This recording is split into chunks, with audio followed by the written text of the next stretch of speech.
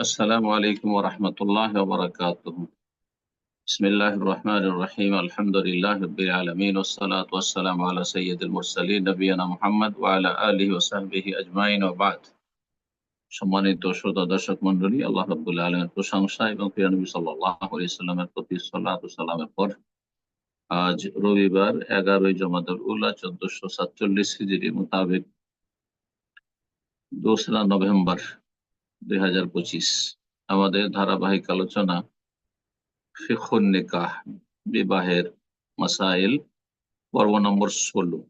আজকে আমরা দুঃখিত যে বিশেষ কারণে প্রোগ্রাম শুরু করতে বিলম্ব হয়ে গেল। আল্লাহ রাব্বুল আলামিন এইরকম ধরনের বাধা থেকে বা এরকম ধরনের বিলম্ব থেকে আল্লাহ রাব্বুল আলামিন আমাদেরকে মুক্তি লাভের তৌফিক দান করেন। আর মানুষের ব্যস্ততা হতে পারে, তো আমাদের ভাইদের ব্যস্ততার কারণে হয়তো আরম্ভ করতে হলো, বিলম্ব হলো। তো আমরা বিলম্ব হলে একটু বিলম্বে আমরা শেষ করবো ইনশাআল্লাহ। আমরা আমাদের দার্স চালিয়ে নিই আর তারপর প্রশ্ন উত্তর পর্ব থাকবে। আজকের পর্ব নম্বর হচ্ছে 16। বিষয়বস্তু হচ্ছে স্বামী স্ত্রীর অধিকার। আজকে বিশেষভাবে স্বামীর ওপর স্ত্রীর অধিকার সম্পর্কে আলোচনা। স্বামীর ওপর স্ত্রীর হক বা অধিকার প্রাপ্য সম্পর্কে আলোচনা করব। লেখক যে কথাগুলি আলোচনা করেছেন, আমার বিষয়ভিত্তিক আলোচনা এ সম্পর্কে বিস্তারিত আছে, বিস্তারিত বিষয়ভিত্তিক আলোচনা রয়েছে। আর তার থেকে খানিকটা ভিন্ন থাকবে, অনেক কথা হয়তো আহ ভিন্ন আসবে বা অতিরিক্ত আসবে, এটা স্বাভাবিক। জি, আমাদের আলোচনা একেবারে কখনো হুবহু হয় না, কারণ আমরা আলোচনা করি, লেখাপড়া করি। গতানুগতিক পরম্পরা, ওই বাধা ধরা কয়েকটি বিষয় মাজা ঘষা করি না, যার ফলে একই বিষয়ের ওপর যতবার বলি কিছু না কিছু কম বেশি তাতে ফায়দা অবশ্যই থাকবে। আল্লাহ রাব্বুল আলামিন আমাদেরকে উপকারী জ্ঞান দান করেন, নেক আমলের তৌফিক দান করেন এবং আল্লাহ রাব্বুল আলামিন হক আদায়ের সাথে সাথে বান্দার হক আদায়ের সুন্দরভাবে তৌফিক দান করেন। আমরা যেন জুলমের শিকার না হই, আর কার ওপর আমরা যেন জুলুম না করি, জালেম না হই। আল্লাহ জান্নাতের পথে চলার তৌফিক দান করেন। সম্মানিত ভাতৃমণ্ডলী, যেমনটা বললাম, বিষয়বস্তু আমাদের স্ত্রীর অধিকার স্বামীর উপর। লেখক বলছেন যে বিবাহ শাদীর ক্ষেত্রে কিছু শিষ্টাচার রয়েছে আর কিছু পরস্পর অধিকার রয়েছে। স্বামীর ওপর স্ত্রীর অধিকার রয়েছে, তেমন স্ত্রীর ওপর স্বামীর অধিকার রয়েছে। এই বিষয়গুলি আমাদেরকে প্রত্যেককে লক্ষ্য রাখতে হবে, নর হোক অথবা নারী হোক, যাতে করে আমার প্রত্যেকে আপন আপন জায়গা থেকে অন্যের হকগুলি আদায় করি। অন্যের ক্ষেত্রে যে দায় দায়িত্ব রয়েছে সেগুলি আমরা পালন করি। রব্বুল আলামিন যেন সহজ করেন, তৌফিক দান করেন। আর যারা চেষ্টা করবে, আন্তরিক হবে, আল্লাহ তাদেরকে তৌফিক দিবেন, তাদের জীবনের প্রতিটি বিষয়কে সহজ করবেন, এতে কোনো সন্দেহ নেই। যদি আমরা পরস্পরের হক ঠিকভাবে আদায় করি, কেউ কারো হক না মারি, হকে কোন রকম ঘাটতি ত্রুটি না করি, তো এতেই রয়েছে সুখময় জীবন, সুখ শান্তি। ব্যক্তি জীবনও সুখ শান্তি রয়েছে, আর পারিবারিক ক্ষেত্রেও সুখ শান্তি রয়েছে, স্ত্রী ছেলে মেয়ে নিয়েও সুখ শান্তি রয়েছে। আর মানুষের যখন যত বেশি সুখ শান্তির উপায় উপকরণ থাকবে, তত বেশি দুনিয়ার জীবন যাপন ভালো লাগবে এবং সার্বিক ক্ষেত্রে, মানসিক, শারীরিক, পারিবারিক সার্বিক ক্ষেত্রে শান্তি নেমে আসবে। সূরা বাকারার আয়াত নম্বর 228, এতে আল্লাহ রাব্বুল আলামিন পারস্পরিক অধিকারের কথা স্বামী স্ত্রীর জীবনে বর্ণনা করেছেন। মহান আল্লাহ ইরশাদ করেছেন, ওয়ালাহুন্না মিসলুল্লাযী আলাইহিন্না বিল মারুফ ওয়া লিরিজালি আলাইহিন্না দারাজা। নারীদের জন্য অনুরূপ অধিকার রয়েছে, যেমন নারীদের ওপর বা স্ত্রীদের ওপর স্বামীর অধিকার রয়েছে। বিল মারুফ, সদাচরণের সাথে। এই অধিকারগুলি আদায় করতে হবে পারস্পরিক সদ্ব্যবহারের সাথে। অনেক সময় আমরা হয়তো অনেকেই এমন আছি যে আমরা অধিকার দিয়ে থাকি হয়তো যার যে প্রাপ্য আছে, কিন্তু দুর্ব্যবহারের সাথে। না, এতে আপনি সওয়াব পাবেন না, এবং এতে আপনি মানুষের ভালোবাসাও পাবেন না। আপনি হক আদায় করার ক্ষেত্রে আন্তরিক হবেন, নিষ্ঠার সাথে কাজ করবেন, ভালো আচরণের সাথে করবেন। ওয়ালির রেজালে আলিহিন্না দারাজা। শুধু পার্থক্য হচ্ছে যে পুরুষদেরকে নারীদের ওপর মর্যাদা দেওয়া হয়েছে, হ্যাঁ, সম্মান দেওয়া হয়েছে, নেতৃত্ব দেওয়া হয়েছে। আল্লাহ আজিজুন হাকিম। আল্লাহ রব্বুল আলমিন মহাপরাক্রান্ত, হাকিম, তিনি বিজ্ঞানময়, প্রজ্ঞাবান। এই জন্য আল্লাহ রব্বুল আলমিনের বিধিবিধানে যে সমস্ত বিধিবিধান রয়েছে এবং হকুকের ক্ষেত্রে, অধিকারের ক্ষেত্রে যাকে যে হকগুলি দেওয়া হয়েছে, যার উপর এই দায়িত্ব ন্যস্ত করা হয়েছে, প্রত্যেকটি বিষয়ে আল্লাহর হেকমা রয়েছে, প্রজ্ঞা রয়েছে। এখন আমরা এই হকগুলি সংক্ষেপে গণনা করাই, যেমন লেখক উল্লেখ করেছেন, বলছেন হুকুকুজ জাওজাত আলা জাওজিহা, স্ত্রীর অধিকার স্বামীর উপর।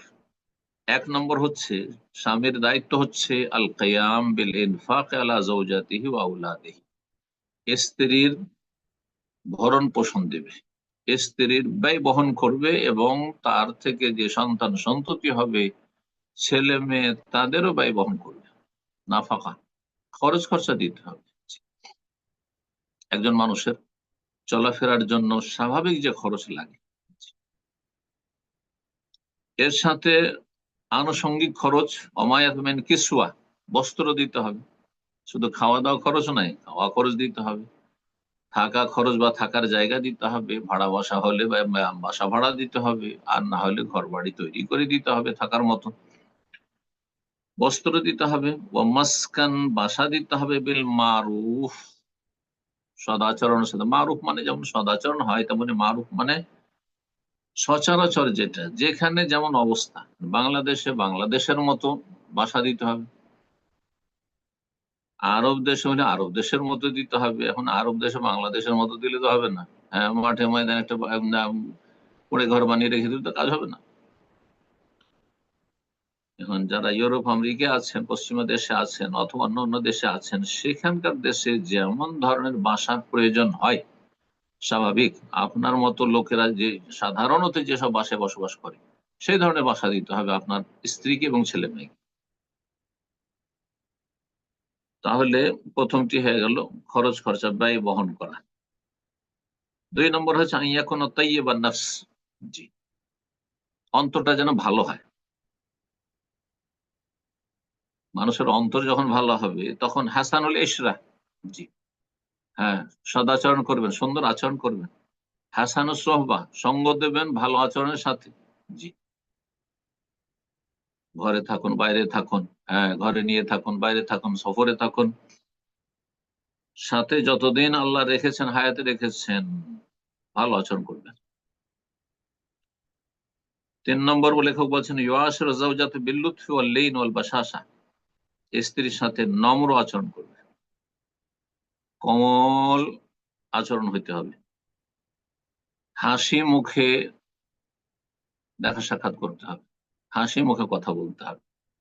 জি, মিলিটারি মেজাজ হলে হবে না। জি, কারণ যারা এই মিলিটারি অথবা আহ, পুলিশের ড্রেস পরে, তাদের মেজাজ বদলে যায়। জি, ওই চরিত্রের হয়ে হবে না, মুখ ভার করে রাখলে হবে না। চার নম্বর লেখা বলছে ইয়াহলো মেজা গাজেবাত, স্ত্রী যদি কখন রেগে যায়, তাহলে আপনি সহনশীল হবেন না, ধৈর্য ধারণ করবেন। পাঁচ নম্বর সাখেতাত, কখনো যদি অসন্তুষ্ট হয়ে যায়, আপনি অসন্তুষ্ট হয়েছে, তাকে রাজি করবেন। এই নয় যে আপনি অহংকারী হবেন, আমি স্বামী, ওর কাছে কেন সারেন্ডার হবেন, কেন ভুল স্বীকার করবো আমি, কেন ছোট হইতে যাব, কেন ওকে সরি বলতে যাব, দুঃখিত বলতে যাব। না, এগুলো মূর্খ অহংকারীদের কথা। ছয় নম্বর ইয়াতাহাম্মাল আযা মিনহা, কখনো কখনো স্ত্রী কষ্ট দিতে পারে, কষ্ট বরদাস্তে অভ্যস্ত হইতে হবে। কষ্ট দিলে সেটা বরদাস্তের মতো আপনার মধ্যে যোগ্যতা তৈরি করতে হবে। এগুলো হচ্ছে ট্রেনিং, মানুষ প্রশিক্ষণ নিলেও হয়। জি, আপনার দ্বারা কষ্ট হলে সে যেমন বরদাস্ত করবে, ইচ্ছা করে কেউ কষ্ট দিবেন না, মোটেই জায়েজ নয়। কিন্তু অনিচ্ছাকৃত কোন হয়ে গেল, অথবা শয়তান হয়তো পদস্খলন ঘটিয়ে দিল, তাহলে কষ্ট বরদাস্ত করতে হবে। স্ত্রী যদি কষ্ট দেয় স্বামীকে, বরদাস্ত করবে। 7 নম্বর বলছে ওয়াতানি বেলাজিন মারিজাত, স্ত্রী যদি অসুস্থ হয় তাহলে তার চিকিৎসার উপর গুরুত্ব দেবে, গুরুত্ব সহকারে চিকিৎসা করবে। এই নয় যে কোনো গুরুত্ব নেই, হ্যাঁ কি অবস্থায় আছে খোঁজ খবর নেই, অথবা আপনি যতটা আপনার মানে সাধ্য আছে সে অনুযায়ী আপনি তাকে চিকিৎসা ব্যবস্থা দিচ্ছেন না, এমনটা না, গুরুত্ব সহকারে চিকিৎসা ব্যবস্থা করবেন। 8 নম্বর বলছে বাড়িতে অনেক কাজ থাকে, মহিলাদের সংসারে অনেক কাজ থাকে। এসব কাজ থাকলে এই ক্ষেত্রে স্বামী সহযোগিতা করবে, সহযোগিতা করবে, সম্ভব হলে সহযোগিতা করবে। যদি আপনার বাইরে ব্যস্ততা না থাকে, রুজি রোজগারের অথবা বিদেশে না থাকতে না হয়, তাহলে অবশ্যই ঘরে আছেন তখন সহযোগিতা। 9 নম্বর ওয়াজিবাত, ফরজ ওয়াজিব মানুষ জীবনে যা রয়েছে, স্ত্রীকে শুধু নির্দেশ দেবে 5 ওয়াক্ত সালাত পড়ছে কিনা খোঁজ খবর রাখতে হবে না। ধর্মের ক্ষেত্রে সেও বুঝে, যথেষ্ট বুঝে, সেও শিক্ষিত, সুতরাং তাকে বলার কোনো প্রয়োজন করে না। ধর্মীয় বিষয়টি তার পার্সোনাল বিষয়, এগুলো নাস্তিকদের কথা, এগুলো সেকুলারদের কথা, এগুলো ইসলাম বিরোধী কথা। জি, নির্দেশ দেবেন আপনি, এবং নির্দেশ দেওয়ার 3টি স্তর রয়েছে। অপরেরটি যদি আপনার জন্য অনুমতি থাকে বা পারেন, তাহলে নিচে নামা যাবে না। বল প্রয়োগ করার মতো ক্ষমতা যদি থাকে, তাহলে শুধু মুখে বলছে আরে নামাজ পড়ো নামাজ পড়ো, আরে রোজা রাখো রোজা রাখো, আরে তোমার যে এই যে ধন সম্পদ আছে জাকাত দাও, না যথেষ্ট নয় মুখে বলা, বল প্রয়োগ করতে হয় যখন করছে না, অবহেলা করছে। যদি কথাতে যথেষ্ট হয় তাহলে প্রয়োজন নেই, কিন্তু যথেষ্ট হচ্ছে না, অনেক সময় কথা বলেও সালাতের পাবন্দি করছে না, তাহলে বল প্রয়োগ করতে হবে স্বামীকে, বাবাকে, ছেলে মেয়েদের বল প্রয়োগ করতে হবে সাথে রাখলে। জি, আর যেখানে পারছেন না বল প্রয়োগ করতে, অথবা এই অধিকার নেই, যেমন আশেপাশের পাড়া প্রতিবেশী, আত্মীয় স্বজন অথবা গ্রামবাসী, তার বল প্রয়োগ করার ক্ষমতা আপনার নেই, সরকারের আছে, আর না হলে তাদের অভিভাবকের আছে, সেখানে কথা দিয়ে শুরু করবেন আপনি। ভালো কাজের উপদেশ দাও, অন্য কাজে বাধা দাও, সেটাও যদি না করতে পারেন, এমন জালেমের জালেম, হ্যাঁ বড় বড় মহাজন পুঁজিপতি অথবা নেতৃস্থানীয় ব্যক্তি, যারা যারা প্রশাসনে আছে, জালেম, তাদের সামনে কোনো ভালো কোনো কথাও বলা যাবে না। হ্যাঁ, তাহলে তখন অন্তর থেকে ঘৃণা করে প্রতিবাদ জানাইতে হবে, অন্তর থেকে ঘৃণা করতে হবে এবং এদের সংসর্গ বর্জন করতে হবে। জি, যথাসাধ্য দূরে থাকতে হবে। তাহলে ভালো কাজের আদেশ দিতে হবে। ওয়াতারকিল মুহাররামাত, আর কি করতে হবে, হারাম নাজায়েজ পরিত্যাগ করার নির্দেশ দিতে হবে। স্ত্রী বেহায়া বেপরদা চলাফেরা করছে, মাথা ঢাকে না, গা হাত ঢাকে না, অর্ধ উলঙ্গ হয়ে চলাফেরা করছে, মোটেই জায়েজ নয় যে আপনি তার নীরব থাকবেন, অবশ্যই তাকে নির্দেশ দেবেন আপনি। আর যেমনটা বললাম, বল প্রয়োগ করার ক্ষমতা থাকলে বল প্রয়োগ করতে হবে, আপনার বল প্রয়োগ করার ক্ষমতা আছে এবং অধিকার আছে স্ত্রীর উপর। 10 নম্বরে বলছেন ইউআল্লিমুহাদ্দিন ইন জাহিলাত, যদি দিন সম্পর্কে অনভিজ্ঞ হয়, অনবহিত হয়, দিন সম্পর্কে জ্ঞান নেই, দিনের জ্ঞানে ঘাটতি আছে, তাহলে দিন শিখাবেন আপনি, কোরআন শেখাতে হবে, দিন শেখাইতে হবে, ইসলাম শেখাতে হবে স্ত্রীকে। আহমালাত, অথবা অবহেলা করছে, জানে কিন্তু অবহেলা করছে, তাহলে সজাগ করবেন আপনি, সচেতন করবেন। 11 নম্বর বলছে বলা ইউকাল্লিফু মা লা তুতিক, এমন কাজের দায়িত্ব দেবেন না, কঠিন কাজের, যেটা তার পক্ষে সম্ভব না বা তার কাজ নাই। মাঠে ঘাটে কৃষি কাজ করতে বলছেন স্ত্রী, হ্যাঁ জমি জায়গার খোঁজ খবর রাখতে বলছেন না, বলবেন না এসব। এমন কাজ বা ঘর সংসারের কাজ এত বেশি চাপিয়ে দিয়েছেন যে সে কোনো আরাম বিশ্রাম পাচ্ছে না, না জায়েজ নয়। এমন কোন দায়িত্ব দেবেন না যেটা সহজ সাধ্য নয়, কঠিন আদায় করে। আল্লাহ দেননি, লা ইউকাল্লিফুল্লাহু নাফসান ইল্লা উসআহা, মানুষের ক্ষমতার বাইরে আল্লাহ কোন শরীয়তের বিধিবিধান দেননি। 12 নম্বরে ফলা ইয়াহারে মুহাম্মাদাতুল মিনাল মুমকিনুল মুবাহ, কোন জায়েজ বৈধ কোনো কিছু যদি স্ত্রী তলব করে স্বামীর কাছে যে এটা দাও সেটা দাও, হ্যাঁ আর সেটা আপনার পক্ষে দেওয়া সম্ভব আর্থিক দিক থেকে, জায়েজ শরীয়তের দিক থেকে সম্ভব, আর আপনার আর্থিক দিক থেকে সম্ভব যে আপনি দিতে পারবেন, হ্যাঁ, তাহলে তাকে বঞ্চিত রাখবেন না। মাঝে মাঝে উপঢৌকন দেওয়া, তারপরে আপনার যা যা কিছু স্ত্রীদের এরকম তলব হয়ে থাকে, কিন্তু সে স্ত্রীকেও খেয়াল রাখতে হবে যে আমার স্বামীর জন্য এটা কঠিন হয়ে যায় না তো, এটা বোঝা হয়ে যায় না তো, তার জন্য এটা বিরক্তিকর হয়ে যায় না তো, এই বিষয়গুলো অবশ্যই খেয়াল রাখতে হবে। 13 নম্বর বছর ইয়াহফাজু কারামাত আহলিহা, স্ত্রীর পরিবারের সম্মান রক্ষা করতে হবে। অনেক মূর্খ স্বামী আছে যারা স্ত্রীকে লাঞ্ছিত অপদস্থ করে, তার বাপের কথা বলে, মায়ের কথা বলে, ভাই বোনদের কথা বলে, তার বংশের কথা তুলে, এগুলি হারাম, জায়েজ নয়। তাদের পরিবারের মান সম্মান রক্ষা করবে, তাদের গোপনীয়তা রক্ষা করবে, হ্যাঁ, তাদের মান ইজ্জত নষ্ট করবে না, তাদের মানহানি করবে না, তাদেরকে ছোট করবে না, তুচ্ছ তাচ্ছিল্য করবে না।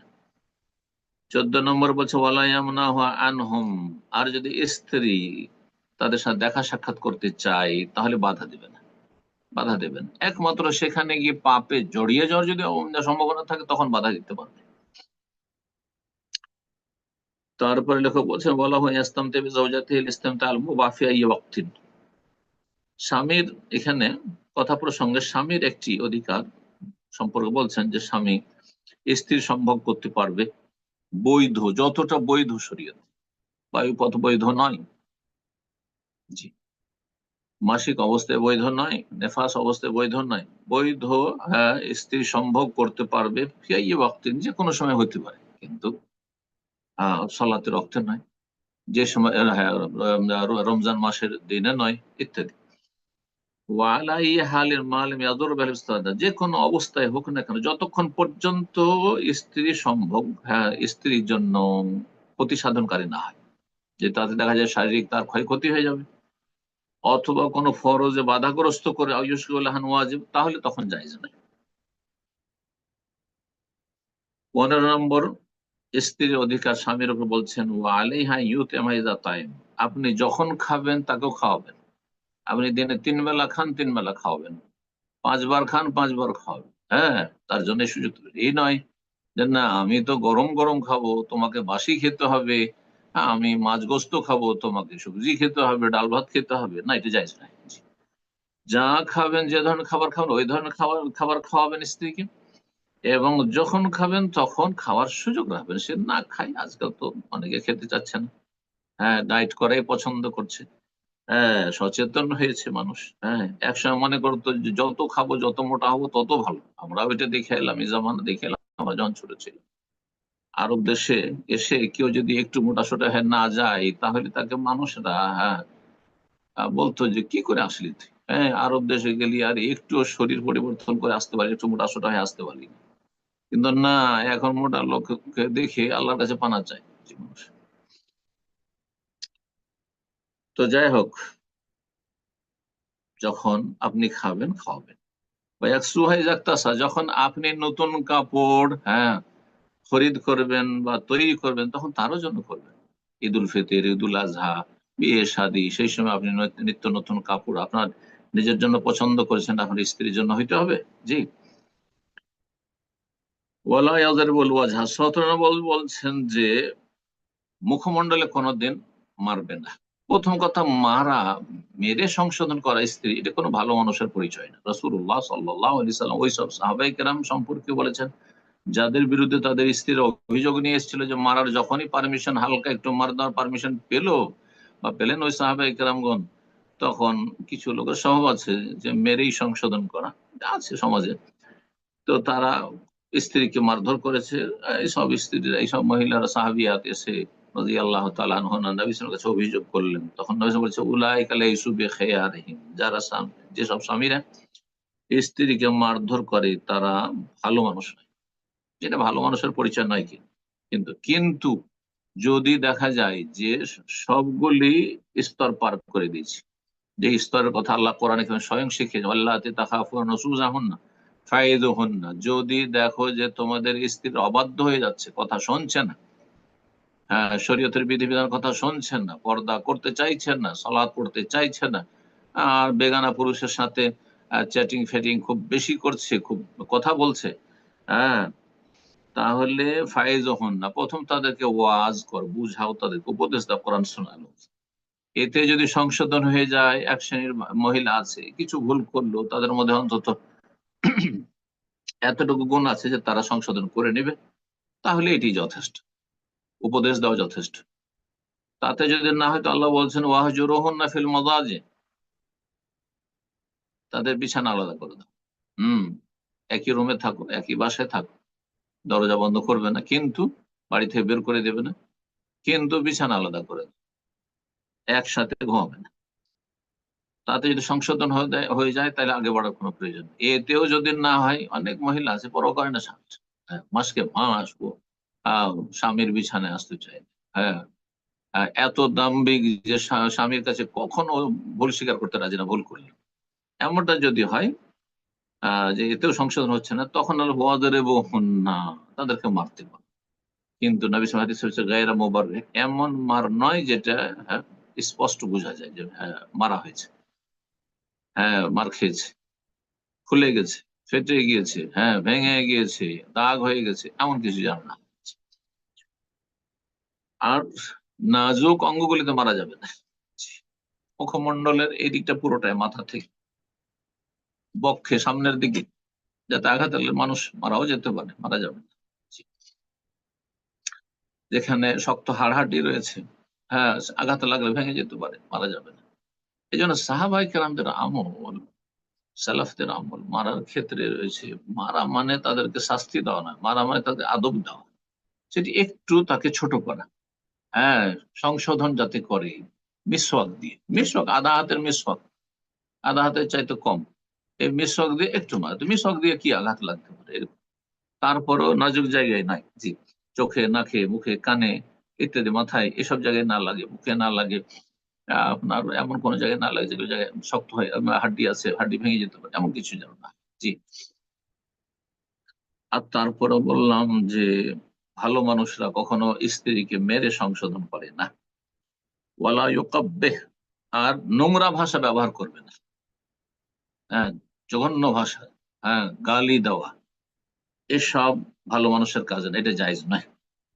18 নম্বরের বিষয়, 19 নম্বর বিষয়, ওয়ালা ইয়াহজু ইল্লা ফিল ফিরাশ, যদি শাসন করার জন্য আলাদা থাকতে হয় তো বিছানায় থাকবে, একই ঘরে থাকবে, কিন্তু শারীরিক সম্পর্ক, শারীরিক সম্পর্ক এইভাবে শাসন করবে। একটি হাদিস দিয়ে শেষ করছি। আবু হুরায়রা রাদিয়াল্লাহু তাআলা আনহু বলেন, নবী সাল্লাল্লাহু আলাইহি ওয়াসাল্লাম বলেছেন, ইওয়াস্তাউসু বিন নিসাই খায়রা, তোমরা নারীদের ক্ষেত্রে ভালো উপদেশ নাও, ভালো উপদেশ নাও, মানে তাদেরকে ভালো শিক্ষা দেবে, তাদের জন্য তোমরা আমার কাছ থেকে ভালো উপদেশ নাও। ফাইন্নাহুন্না খুলিকনা মিন দিলা, কারণ তাদেরকে বাঁকা হাড় থেকে সৃষ্টি করা হয়েছে। ওয়াইন আওয়াজা শাইইন ফি দিলি আলাহু, সবচেয়ে বাঁকা হাড় হচ্ছে পাঁজরার যে হাড় হাড্ডি করে তার মধ্যে ওপরের হাড়টি, আর তা দিয়ে সৃষ্টি করা হয়েছে। হাওয়া রাদিয়াল্লাহু তাআলা আনহাকে, আলাইহিস সালামকে সৃষ্টি করেছেন আল্লাহ রাব্বুল আলামিন আদম আলাইহিস সালামের এই হাড় থেকে, যেমনটা বলা হয়েছে। ফাইন যাহাবতা তুকিমুহু কাসারতাহু, যদি সেই বাঁকা হাড়কে সোজা করতে চাও তাহলে ভেঙে যাবে, সে ভেঙে ফেলবে, বাঁকা হাড় কখনো সোজা হবে না। আর যদি একেবারে ছেড়ে দেয় আপন অবস্থায়, তাহলে স্ত্রীও বেশি বাঁকা হইতে চলবে, ধীরে ধীরে আরো বাঁকা হয়ে যাবে। তাহলে কি করতে হবে? উপদেশ দিতেই থাকতে হবে, বুঝাইতে হবে, ভালো কথা বলতেই থাকতে হবে। ওয়াইন তারাকতা হলাম ইয়াজাল আওয়াজ, আর যদি সেই অবস্থায় ছেড়ে দাও যে একটু বক্র পথে চলছে আর আমি কিছুই বলবো না, যা পারবে তাই করুক, তাহলে সারা জীবন সে আরো বেশি বাঁকা হয়ে থেকে যাবে। সুতরাং কি করো? ফাস্তাউসু বিন নিসাই খায়রান। 20 নম্বর বিষয়টি হাদিস থেকে আমি উল্লেখ করব, 19টি এর আগে উল্লেখ করেছি। স্ত্রীদের ক্ষেত্রে তোমরা আমার থেকে ভালো উপদেশ গ্রহণ করো, নবী সাল্লাল্লাহু আলাইহি সাল্লামের ভালো উপদেশগুলি গ্রহণ করে তা দাম্পত্য জীবনে বাস্তবায়ন করুন। মুত্তাফাকুন আলাইহি, হাদিস সহিহ বুখারী মুসলিম। আল্লাহ রাব্বুল আমাদেরকে সুন্দরভাবে স্ত্রীদের হক আদায় করা তৌফিক দান করুন। মুমিন বোনদেরকে, হ্যাঁ, আমাদের দ্বীনী বোনদেরকে, মুসলিম বোনদেরকে আল্লাহ রাব্বুল আলামিন যেন স্বামীদের হক আদায় করা তৌফিক দান করেন। বারাকাল্লাহু ফিকুম। সুবহান রাব্বিকা রাব্বিল ইজ্জাতি আম্মা ইয়াসিফুন ওয়া সালামু আলাল মুরসালিন ওয়াল হামদুলিল্লাহি রাব্বিল আলামিন। জাজাকাল্লাহ খায়ের। আমাদের সম্মানিত ওস্তাদজি, জি। সম্মানিত দিনী ভাই এবং বোনেরা, আজকে আমাদের কনফারেন্স খানিকটা বিলম্ব হয়েছে শুরু করতে, আমরা এই জন্য দুঃখ প্রকাশ করছি আবারও। আপনারা যারা নিয়মিত এখানে আসেন কনফারেন্সে, আপনারা জানেন প্রশ্ন কিভাবে করতে হয়। সংক্ষিপ্তভাবে প্রশ্নটি করবেন অবশ্যই। আপনারা অপেক্ষায় থাকেন এক সপ্তাহ ধরে আপনার প্রয়োজনীয় মাসলাটি বা জিজ্ঞাসা করে জেনে নিয়ে সেটার উপর আমল করার জন্য। তাই প্রশ্ন করার আগে আপনার নামটা তো ডিভাইসটা ঢুকে অবশ্যই গেছে। ভালো করে দেখবেন যে নাম ঢুকে না না গেছে না পুরো। না, ওটা আপনার কাছে বের হয়েছে, ব্যাস ওদেরকে হ্যাঁ, ছেড়ে যে দিন। ঠিক আছে কিনা কানেকশনগুলি, নেটওয়ার্ক ঠিক আছে কিনা। যাই হোক, আমরা প্রশ্নের দিকে যাচ্ছি। প্রথম প্রশ্ন করবেন আজকে অনুষ্ঠানের আদিল। আপনি আনমিউট করে প্রশ্ন করুন।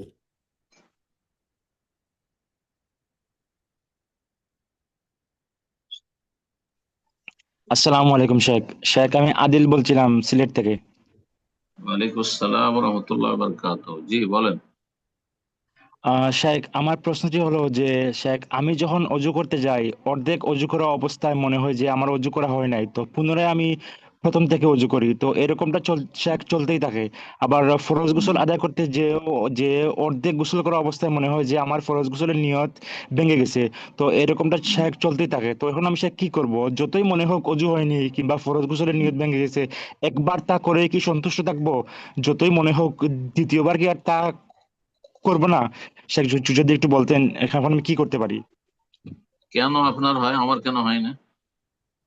আপনি ওয়াসওয়াসাতে কেন যাচ্ছেন? আপনাদেরকে সবসময় বলি যে আপনারা ওয়াসওয়াসা, শয়তানি ওয়াসওয়াসার ভ্রুক্ষেপ করবেন না। তিনি কেন ভ্রুক্ষেপ করবেন? আপনি অর্ধেক করে ফেলেছেন, তার বলছে উজু হয়নি। উজু হয়েছে সেই জন্য তো অর্ধেক বলছেন, এটা বুঝছেন তো আপনি যে অর্ধেক আছি। মোটেই ভ্রুক্ষেপ করবেন না, নাহলে শয়তান আপনাকে আরো বেশি ডিস্টার্ব করবে, আর আপনার শেষে এমন হয়ে যাবে যে ওয়াসওয়াসার এমন রোগী হয়ে যাবেন আপনি, যে এই ওয়াসওয়াসার জীবন থেকে বেরিয়ে আসতে পারবেন না।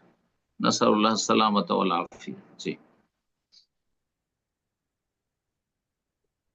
যে প্রশ্ন করবেন এবারকা এখন এমডি মাসুদ আলম, আনমিউট করে প্রশ্ন করুন।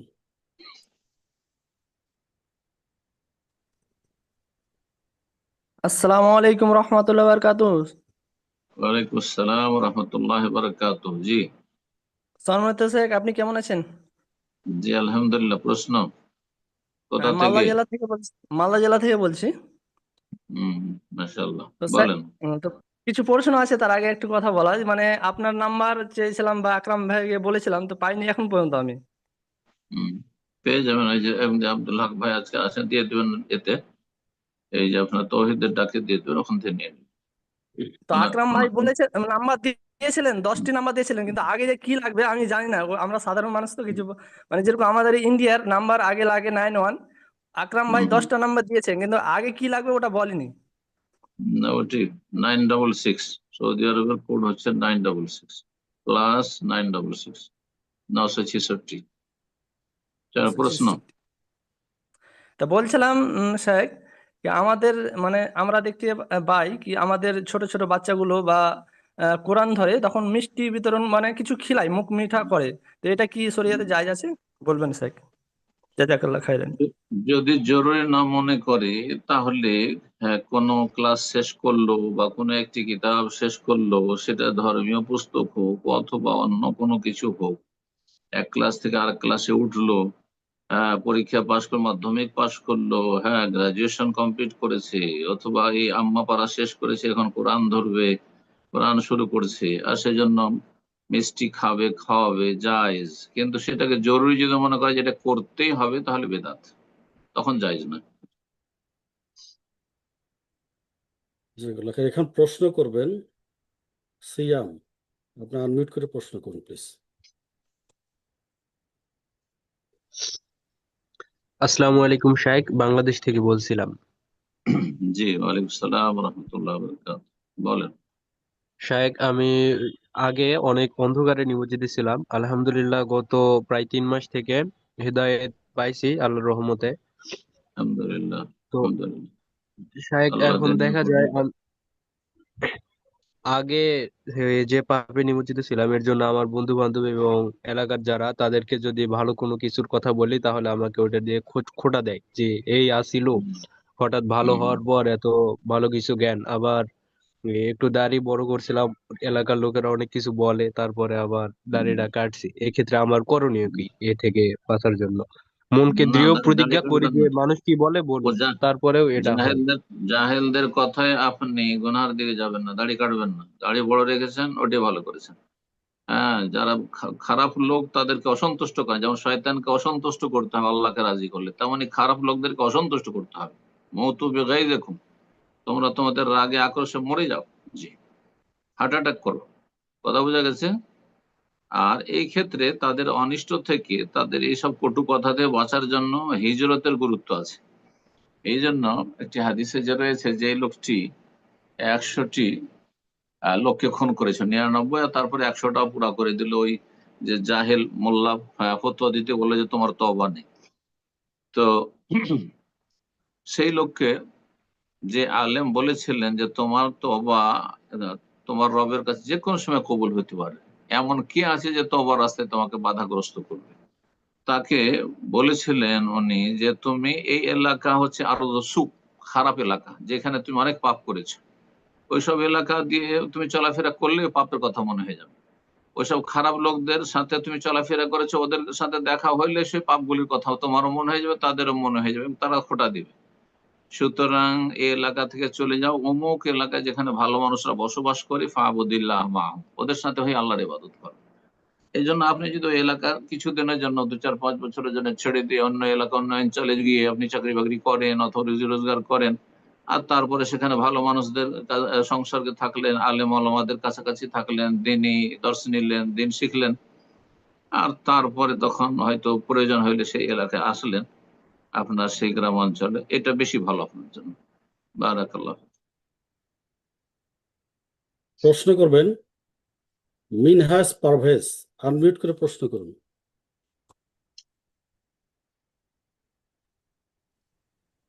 আসসালামু আলাইকুম। ওয়ালাইকুম আসসালাম ওয়া রাহমাতুল্লাহি ওয়া বারাকাতুহু। শাইখ, আমার দুইটি প্রশ্ন।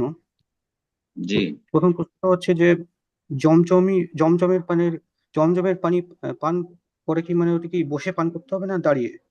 অনেক আলেম বলে থাকেন যে রাসূল সাল্লাল্লাহু আলাইহি ওয়াসাল্লাম দাঁড়িয়ে জমজমের পানি পান করেছেন। এই বিষয়ে মানে জানতে চাচ্ছি জমজম, যে এটা পদ্ধতি কি?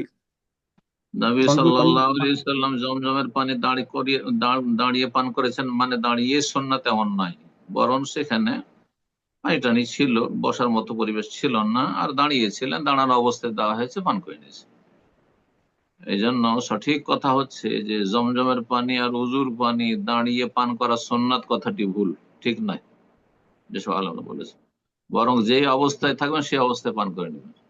যে দাঁড়িয়ে আছেন আর জমজমের পানি কেউ দিল, দাঁড়িয়ে পান করেন, আর বসবেন না। আর বসে আছেন, জমজমের পানি কেউ দিল, আচ্ছা দাঁড়িয়ে যাই, সুন্নত পালনের জন্য, এটা করবেন না। এর কোনো প্রমাণ নেই, কোনো সাহাবী এভাবে আমল করেনি। বসে আছেন, জমজমে দেওয়া হলো, দাঁড়িয়ে গেলেন, জমজমের গ্লাস নেই, বোঝা গেছে না? তো এটি হচ্ছে সঠিক কথা। জি। উম, জাযাকাল্লাহ। প্রশ্ন করবেন তারিকুল ইসলাম, আনমিউট করে প্রশ্ন করুন প্লিজ। আসসালামু আলাইকুম ওয়া রাহমাতুল্লাহ।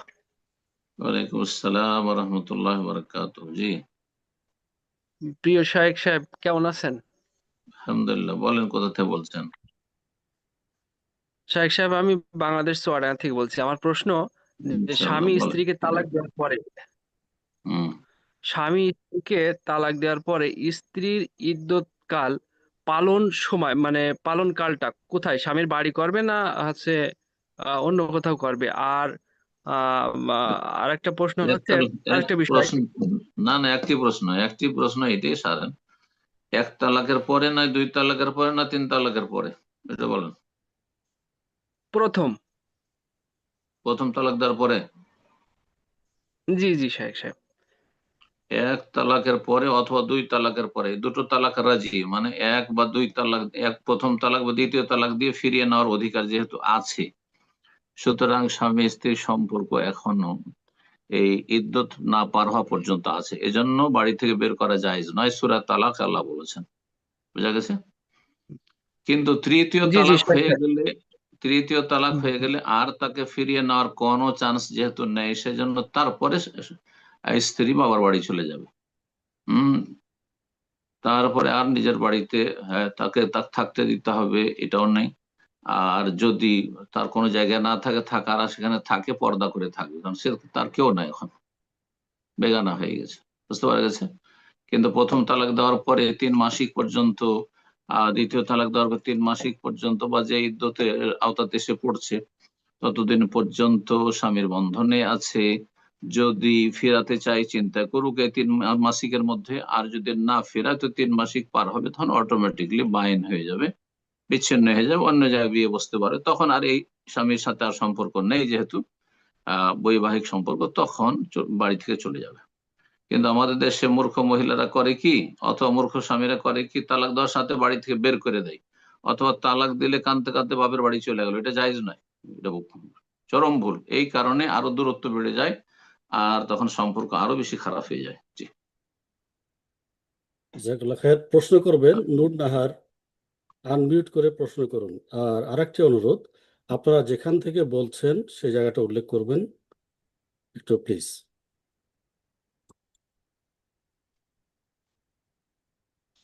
উম, জি জি, নূর জি, নাহার বলেন। আনমিউট করে আসসালামু প্রশ্ন। জি, আসসালামু আলাইকুম ওয়া রাহমাতুল্লাহি ওয়া বারাকাতুহু। ওয়ালাইকুম আসসালাম রহমতুল্লাহ বরকাত।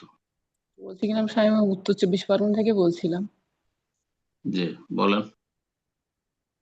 বলছি শেখ, আমি তো আগে ইসলাম সম্পর্কে কিছুই জানতাম না, এখন জানার পরে তো বাপের বাড়ির সঙ্গে অনেকটাই দূরত্ব তৈরি হয়েছে। তো ইসলাম সম্পর্কে তারা একদমই কোনো রকমই ধার ধারে না, এবং এক্ষেত্রে আমি এরকম অনুষ্ঠান বা ওদের কোনো অনুষ্ঠান বা এতে আমি যাই না, বিয়ে টিয়ে এরকম, মানে তারা একদম পুরো সম্পূর্ণ ইসলাম থেকে একদম অন্যরকম ভাবে করে। তো এক্ষেত্রে মা কিছু কিছু সময় কিন্তু অসন্তুষ্ট হয়ে যায়। হুম, তো মায়ের কথা আমি শুনি না, মানে ভাইদের আনুগত্য করতে বলে, শুনি না। হুম। তো এর থেকে আমার মায়ের মানে অসন্তুষ্টি, এটা কি আমার কোনো পাপ হচ্ছে কিনা, এটা একটু জানার জন্য বলছিলাম। মায়ের সাথে মাঝে মাঝে গিয়ে দেখা করে আসবেন। হুম হারিয়া পড়ো কোন কিছু দিয়ে আসবেন, যা কিছু দেওয়ার, এবং দেখা সাক্ষাৎ করবেন। হ্যাঁ, ডেলি ডেলি খোঁজ খবর নেবেন টেলিফোনে, জানি না কত দূরে আছেন। যদি গ্রামে আশেপাশে থাকেন তাহলে প্রায় দেখা করার চেষ্টা করবেন মাঝে মধ্যেই। আর দূরে থাকলে মাঝে মধ্যে যাবেন, কিন্তু ডেলি খোঁজ খবর নেবেন। হ্যাঁ, কি অবস্থায় আছেন আছে ইত্যাদি, এগুলো সম্পর্ক ঠিক রাখবেন। সে যদিও মা কাফের হোক, নাস্তিক হোক, মুশরিক মাজার পূজারি হোক, কথা বোঝা গেছে না, মুসলিম হোক, কোনো অসুবিধা নেই। কিন্তু সদাচরণ পর অধিকার রাখে মা বাবা।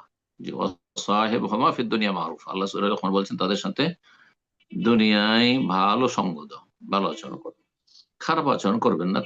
কোনো খারাপ কথা বলে, বেনামাজি হলে খারাপ কথা বলবেন, ভালোভাবে বোঝাবেন, সালাত পড়তে উপদেশ দেবেন, জাহান্নাম থেকে বাঁচতে বলবেন, জাহান্নামের আযাব থেকে আল্লাহ রক্ষা করুন, দোয়া দিতে থাকবেন এবং হেদায়েতের দোয়া করতে থাকবেন। ভালো ভাষা বলবেন, যে কথা আকৃষ্ট করে, ঘৃণা না ছড়ায়। আর গুনহার কাজে যদি আনুগত্য করতে বলে, যে তোমার ভাইদের কথা শোনো, বিয়েতে ডাকছে সুতরাং আসো, আর বিয়েতে নারী পুরুষ একাকার হবে, বিভিন্ন হারাম কাজ হবে, তখন জায়েজ নয়। বেদাতি অনুষ্ঠান হবে, সেসব বেদাতি অনুষ্ঠানে হাজির হওয়া জায়েজ নয়। কিন্তু পারিবারিক যদি গঠনমূলক কোনো খাওয়া দাওয়া থাকে, ভাইয়েরা রাখছে আসো, আর সেখানে পর্দা আপনি মেনটেন করতে পারবেন, তাহলে যাবেন। হ্যাঁ, তারা ইসলাম না মানলে কি তাদের বাড়ি দাওয়াত খাওয়া যাবে না? ইহুদির বাড়ি দাওয়াত খেয়েছেন, কিন্তু ইহুদির ধর্ম তো আর ধর্মের ক্ষেত্রে কনসিডার করেননি। জি, কথা বোঝা গেছে? তো তারা ইসলাম যদি নাও পালন করে ভাইরা, আর তার এমনি দাওয়াত দেয়, আর সেখানে মহিলা পুরুষ একাকার না হয়, কোনো গান বাজনা হচ্ছে না, কোনো হারাম কিছু ইসলাম বিরোধী হচ্ছে না, তাহলে যাবেন দাওয়াত গুলোতে। জি, বারাকাল্লাহ। জাজাকাল্লাহ খায়ের। প্রশ্ন করবেন এখন মোখলেসুর রহমান, আনমিউট করে প্রশ্ন করুন।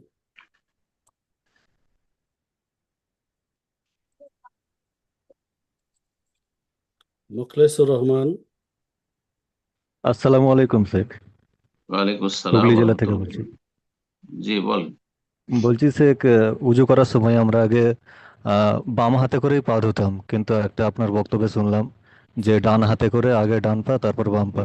তা এখন প্রশ্ন হচ্ছে কি, দুটো পাই এটা ডান হাতে মাসার করে ধুতে ক্ষেত্রে, হবে না? যেমন আমি মাসার ক্ষেত্রে বলেছি, ধোয়ার ক্ষেত্রে তো বলিনি যে ডান হাত দিয়ে পা ধুবেন। মাসা, ডান হাত দিয়ে ডান পায়ের মাসা, আর বাম হাত দিয়ে বাম পায়ের মাসা। মাসের ক্ষেত্রে বলেছি। ধোয়ার ক্ষেত্রে আচ্ছা ময়লা ঠিক আবর্জনা পরিষ্কার করা, ধুলোবালি পরিষ্কার করার জন্য বাম হাত। জি, জি স্যার। ভুল বুঝেছেন। জাজাকাল্লাহ খায়ের। প্রশ্ন করবেন ইয়াসমিন আক্তার। আনমিউট করে প্রশ্ন করুন প্লিজ।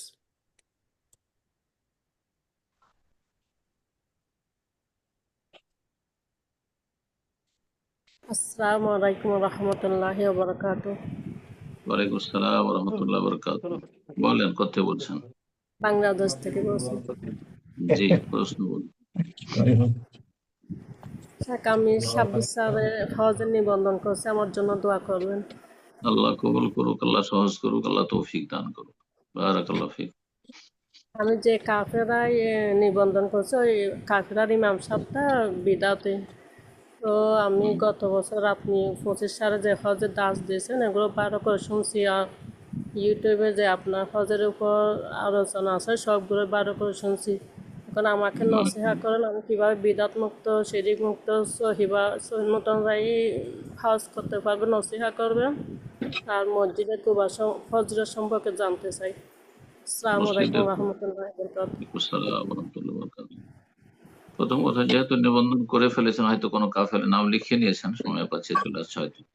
না হলে বলতাম যে মাশাআল্লাহ, বাংলাদেশ থেকে কোরআন সুন্নাহর আলেমদের আপনার দিক নির্দেশনায় মাশাআল্লাহ বিভিন্ন হজ কাফেলা আছে, যেখানে ভালো ভালো আলেমরা থাকছেন মাশাআল্লাহ। তো তাদের সাথে আসলে বেশি ভালো ছিল।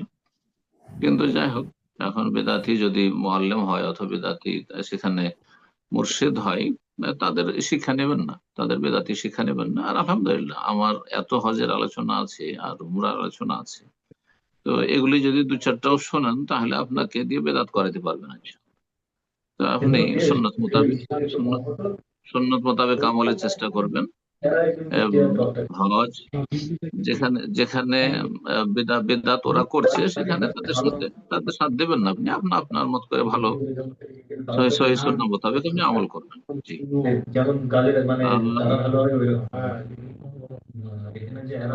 আলোচনার মধ্যে কথা হচ্ছে কেন ওইদিক থেকে? এটা জাকারিয়া। চুপ থাকেন, এদিকে আলোচনা চলছে, ওইদিকে গল্প করতে আছেন কেউ?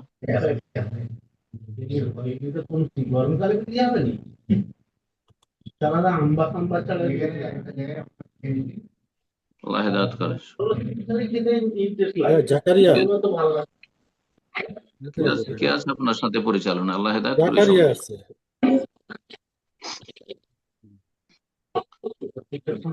তো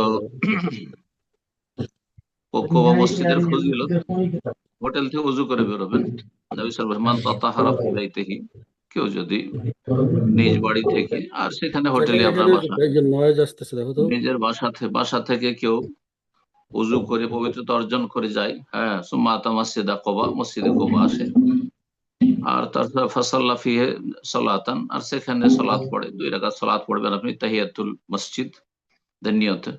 ফরজ সালাতগুলি মসজিদে নববীতে পড়বেন, কারণ সেখানে 1000 গুণের ফজিলত পাবেন আপনি। আর ফরজ সালাত যে 5 ওয়াক্ত সালাত রয়েছে, তার বাইরে এর সময়গুলি যে রয়েছে, সেই সময়গুলিতে মসজিদে কোবা যাবেন। আর গিয়ে সেখানে কমপক্ষে 2 রাকাত সালাত আদায় করলে কানা কাজের ওমরার সওয়াব পাবেন ইনশাআল্লাহ। বারাকাল্লাহ ফিক। জাজাকাল্লাহ খায়ের। প্রশ্ন করবেন রাজিয়া খাতুন। আপনি আনমিউট করে প্রশ্ন করুন।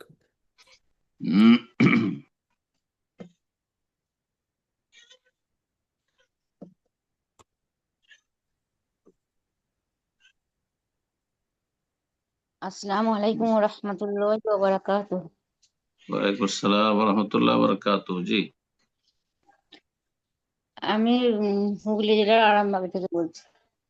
বলেন, প্রশ্ন বলেন।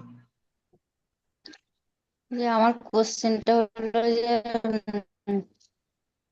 মানে অসুস্থ ব্যক্তি, মানে হচ্ছে প্রচুর অসুস্থ, বিছানা পড়ে রয়েছে, অনেকদিন থেকে প্রচুর কষ্ট পাচ্ছে।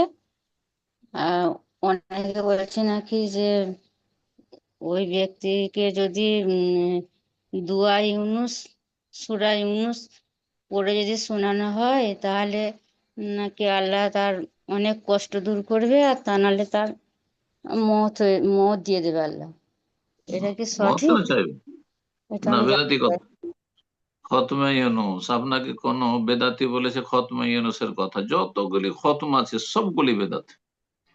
এই যে দেওবন্দি বেরলভীদের কিতাবে, হ্যাঁ, আমাদের দেশে প্রচলিত যে হানাফি সমাজ, তাদের কিতাবাদিতে খতমগুলি আছে, বা তাদের হুজুররা যে সব খতমের আমল করে, খতমে জালালি, খতমে খাজগান, খতমে ইউনুস, হ্যাঁ, এই সমস্তগুলি বেদাত। কোন একটিও কোন জয়ীফ হাদিসও নেই, জয়ীফ হাদিসও নেই। তবে ইউনুস আল্লাহ দোয়ার ফজিলত আছে, সেটা আপনি পড়তে থাকবেন, কিন্তু সেটা সোয়া লাখবার পড়তে হবে, আর তারপরে ভাগ বন্টন করে সেটা খতম দিতে হবে, সমস্ত বিদাত। যদি কেউ নির্ধারণ করে যে খতমে ইউনুস মানে ইউনুস আলী সাল্লামের দোয়া 100 বার পড়তে হবে, তবু বেদাত। কেন 100 বার পড়তে হবে? যত পারবেন পড়েন। বালা মুসিবতে ইউনুস আলী সালামের দোয়া, লা ইলাহা ইল্লা আনতা সুবহানাকা ইন্নী কুনতু মিনাজ জালিমিন, গুরুত্বপূর্ণ দোয়া। হ্যাঁ, যাতে তৌহিদ রয়েছে, কালিমা তাইয়্যিবা রয়েছে, তসবির রয়েছে, সুবহানাকা রয়েছে, আর নিজের ভুলের অঙ্গীকার রয়েছে, ইন্নী কুনতু মিনাজ জালিমিন, গুরুত্বপূর্ণ কথা। কিন্তু আর এর ফজিলত অপরিসীম, কিন্তু এর মানে এই নয় যে কোনো বিশেষ ফর্মালিটি আপনি নিজের পক্ষ থেকে বানিয়ে নেবেন, নিজের মুরব্বীরা বানিয়ে দিবে, আর সে তার উপর আমল করবেন না। আপনি রাসূলুল্লাহ সাল্লাল্লাহু আলাইহি ওয়াসাল্লামের তরিকায় নয়, সুতরাং আপনি গুমরাহিতে নিমজ্জিত। এইরকম কথা শুনবেন না তাদের। কোরআন সুন্নাহ মোতাবেক আমল করার চেষ্টা করবেন। এই জন্য কোরআন সুন্নাহর আলেমদের বক্তব্য শুনবেন, অথবা তাদের লিখা বইগুলি পড়বেন। তাহলে কেউ আপনাকে ধর্মের নামে ধোঁকা দিতে পারবে না। আল্লাহ তাদের অনিষ্ট থেকে রক্ষা করুক। বারাকাল্লাহ ফিক। জাযাকাল্লাহ খায়ের। কোশ্চেন করবেন এমডি ফাইজুর রহমান। আনমিউট করে কোশ্চেন করুন এবং জায়গা উল্লেখ করুন কোথা থেকে বলছেন। আসসালামু আলাইকুম শেখ, আমি ওয়ালাইকুম বাংলাদেশ থেকে আসসালাম। বলতেছি। জি বলেন। শেখ, আমরা মানে ফসল চাষ করার জন্য যে দোকান থেকে মানে সার বীজ ক্রয় করি, এখন ফসল উৎপাদন করার পরে কি সেই সার বীজের মানে টাকা বাদ দিয়েই ওসর মানে হিসাব করব, নাকি ওটা সহ? না, কারণ একটা হাদিসে বাদ দেখলাম যে বাদ দেবেন না। তারিখের এক পত্রিকায় না, বাদ দেবেন না। কি তাহরিকে কি লিখেছে? মানে ইমাম আহমদ ইবনে হাম্বল নাকি এরকম বলছে যে কেউ যদি ফসলে চাষ করার জন্য ঋণ করে, সে ঋণ আগে পরিশোধ করার পরে বাকি অংশ মানে অংশ বের করে। না, ভুল কথা, ভুল কথা। তাহলে সেচ করা ফসলে 20 মনে 1 মন, আর বিনা সেচে যেটা হয় এমনি স্বাভাবিক আকাশের পানিতে অথবা জমিনের রস হয়, তাতে 10 মনে 1 মন। এই পার্থক্যটা কেন? এটা তো এই জন্য যেহেতু একটু খরচ করেছেন সেই জন্য। তো সার দিচ্ছেন, বীজ দিচ্ছেন বা সেচ করেছেন, সেই জন্য তো 20 মনে 1 মন। 20 মন হইলে তখন 1 মন লাগবে। বোঝা গেছে? আর তার উপরে আবার বিষের খরচ আমি এখান থেকে নিয়ে নিলাম, আর সারের খরচ নিয়ে নিলাম, পানি খরচ, সেচ খরচ নিয়ে নিলাম। তো অযৌক্তিক কথা এটা, এই ফতোয়া মোটেই ঠিক নয়। জি। আর ইমাম আহমদ রাহমাহুল্লাহর উক্তিটা সহি কিনা এটাও দেখার বিষয়।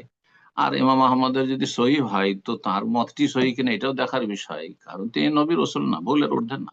আবু হানিফা রাহমাহুল্লাহ যেন ভুল হইতে পারে, তো শাফি, মালিক, আহমদেরও ভুল হইতে পারে, সবারও ভুল হয়েছে ইজতিহাদে। সুতরাং এটি আমার কথা নেই। তারপরে সেখানে ঋণের বিষয় রয়েছে, একজন ঋণগ্রস্ত, এটাও ভিন্ন। কেয়াস মাল ফারেক, তার উপর কেয়াস করবে যে আপনার ইয়ার খরচ, সারের খরচ আর বিষের খরচ না।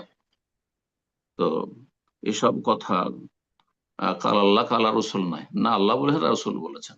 জি, বারাকাল্লাহ ফিক। জাযাকাল্লাহ খায়ের। প্রশ্ন করবেন আব্দুল্লাহ। আনমিউট করে প্রশ্ন করুন প্লিজ।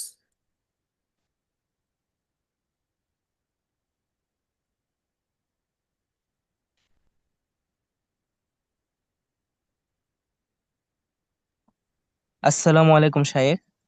ওয়ালাইকুম আসসালাম ওয়া রাহমাতুল্লাহি ওয়া বারাকাতুহু। জি বলেন। শায়েখ, প্রশ্নের বিষয় হচ্ছে, একজন সদ্য কোথা দিনে থেকে? ফেরা ব্যক্তি, কোথা থেকে? আমি আব্দুল্লাহ যশোর থেকে বলছি, বাংলাদেশ। প্রশ্ন। একজন একজন ব্যক্তি 17-18 বছর বয়সে হেদায়েত পেল, কিন্তু তার অতীতের জীবনে গুনাহ রয়েছে, যেমন বান্দার হক নষ্টের গুনাহ, যদিও সেগুলো টাকা পয়সা সংক্রান্ত নয়, কিন্তু সে আগে জানতো না যে বান্দার হক কি বা এর গুরুত্ব কি বা কি করলে বা বান্দার হক নষ্ট হয়। কিন্তু হেদায়েত পাওয়ার পর যখন সে এইগুলা জানতে পারলো, তখন সে গুনাহ থেকে তওবা করে সব ছেড়ে দিল। এক্ষেত্রে অজ্ঞতার বশত করা গুনাহ কি আল্লাহর কাছে তওবা যথেষ্ট হবে না? সব যথেষ্ট হবে, কিন্তু যদি ক্ষমা নেওয়া সম্ভব হয় ক্ষমা নেবে তাদের কাছে। তাদের যদি হক নষ্ট করে থাকে, মানে তাদেরকে মারধর করে থাকে, হ্যাঁ, তাদের চুরি করে থাকে, তাহলে সেগুলি টাকা আদায় করার হলে আদায় করে দিবে, না হলে ক্ষমা চেয়ে নেবেই। জি, যদি ক্ষমা চাইলে তার ক্ষতির দিক না থাকে, কিন্তু ক্ষমা চাওয়াতে যদি তার ক্ষতির দিক থাকে, তাহলে তাদের জন্য দোয়া করবে এবং আল্লাহর কাছে খালেস অন্তর থেকে তওবা করবে। জি, জাযাকাল্লাহ খায়ের। প্রশ্ন করবেন আসলাম দেওয়ান, আনমিউট করে প্রশ্ন করুন প্লিজ।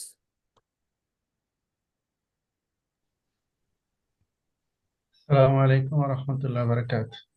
আমি ওয়ালাইকুম কুয়েত থেকে। আসসালাম ওয়া রাহমাতুল্লাহি ওয়া বারাকাতুহু। জি, সম্মানিত শেখ, আপনি কেমন আছেন? আশা করি আল্লাহর রহমতে জি, ভালো আছেন। আলহামদুলিল্লাহ। কোথা থেকে বলছেন? জি, আমি কুয়েত থেকে বলছি। আচ্ছা, মাশাআল্লাহ, বলেন। জি শেখ, আপনার অনেক আলোচনা শুনছি, শোনার পরে আলহামদুলিল্লাহ হেদায়েতের রাস্তায় আছি। আমার আলহামদুলিল্লাহ, একটা আল্লাহ ছেলে কবুল। আর দুইটা মেয়ে। আপনার জি, কথা শুনে ওই আহলে হাদিস মাদ্রাসায় দিছি আর কি, মোহাম্মদী আরবিয়া যাত্রাবাড়ি। মাশাআল্লাহ, আল্লাহ কবুল করুন। আল্লাহ তাদেরকে ভালো আলেমা করুন। জি, ওদের জন্য একটু দোয়া চাইছি আপনার কাছে। নেক হায়াত আল্লাহ দান করুন। বারাকাল্লাহু ফিকুম। আল্লাহ আপনার পরিবার, আহলে আওলাদে বরকত দান করুন, মনের নেক আশা পূরণ করুন। আমিন শেখ, জাযাকাল্লাহ খাইর। জি। প্রশ্ন প্রশ্ন নেই? জি না, দোয়া চাইছি আপনার সাথে। ঠিক আছে, ঠিক আছে, আল্লাহ আপনার ভালো করুন। জি, আব্দুল্লাহ ভাই, অন্য জি কাউ? জি জি, জাযাকাল্লাহ খায়ের। প্রশ্ন করবেন ইসমাইল এস কে, আনমিউট করে প্রশ্ন করুন প্লিজ।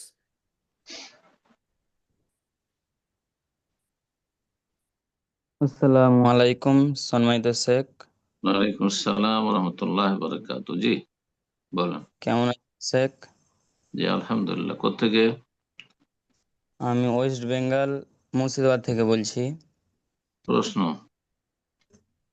যে আমি বলছি কি আমি একটা ব্যবসা করি যেটাতে কিছুটা প্রোডাক্ট আছে যেগুলোতে কার্টুনের ছবি আর মানুষের ছবি থাকছে, আপনার বিভিন্ন রকমের বস্তুর ফটো থাকে। তো এই বস্তু বেচা কেনা করা কি জায়েজ হবে, হারাম না হারাম হবে? একটু বিস্তারিত বলে উপকৃত করুন। কার্টুনের ছবি, এগুলো ছবি, প্রথম কথা ইখতিলাফ। এগুলো ছবি যে দেহ বিশিষ্ট ছবির ক্ষেত্রে সকল ওলামা একমত যেগুলি হারাম। যেগুলো হচ্ছে স্ট্যাচু, পাথরের তৈরি, কাঠের তৈরি, মূর্তির মতো, হ্যাঁ, বডি বিশিষ্ট, এগুলো হারাম সবার কাছে বিল ইত্তেফাক। কিন্তু এইসব ছবিগুলি যেগুলি আছে সেগুলি হারাম না জায়েজ, আর দল বলছে প্রয়োজনে জায়েজ, প্রয়োজন না থাকলে জায়েজ নয়। তো আর তারপরে এছাড়া তো উপায় নেই। চলবেন কি করে? একটা সাবান সাবান ছাড়া চলতে পারবেন আপনি? একটা সাবানের প্যাকেটে তো ছবি, একটা মহিলার ছবি, তাহলে সাবান ব্যবহার করা বাদ দিয়ে দিবেন নাকি? হ্যাঁ, হ্যাঁ, তো আপনার ব্যবসা বাদ দিয়ে দিবেন সেই জন্য যে কার্টুনে একটা ছবি আছে, মানুষের ছবি বা মহিলার ছবি বা একটা কুকুরের ছবি আছে, সেই জন্য আমি ব্যবসা বাদ দিয়ে দেবো নাকি? তাহলে দুনিয়াতে তো আকাশে চলে যেত, নয় জমিনের নিচে চলে যেত। না, ইসলাম এত কঠিন নয়। জি, বারাকাল্লাহ ফিক। জাযাকাল্লাহ খায়ের। প্রশ্ন করবেন আনসারি, আনমিউট করে প্রশ্ন করুন প্লিজ।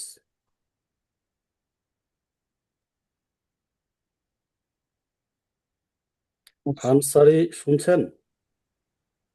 জি, আসসালামু আলাইকুম স্যার। ওয়ালাইকুম আসসালাম ওয়া রাহমাতুল্লাহি ওয়া বারাকাতুহু। জি, আমি দুবাই থেকে বলছি। ওই বলেন। যখন জামাতে বাড়ি ফরজ সালাত আদায় বাড়ি কোথায়? দাড়ি মুর্শিদাবাদ। জি, বলেন প্রশ্ন।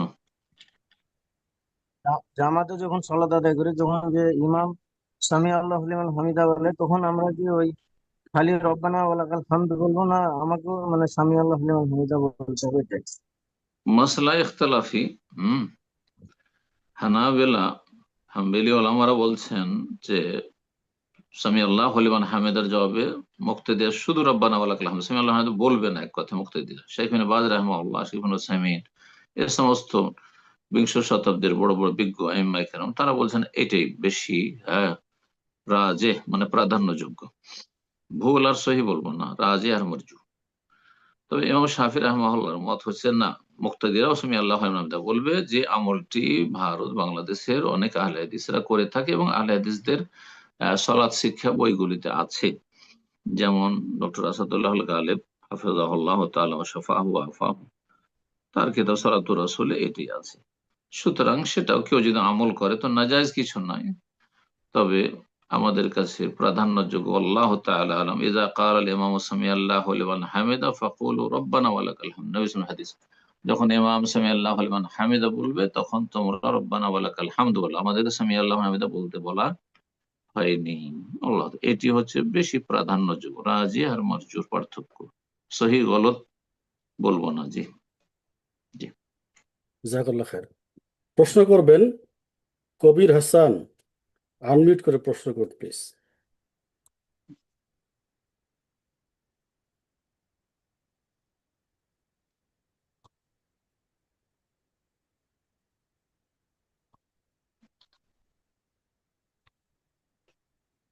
জি, মনে হয়তো পাচ্ছেন না।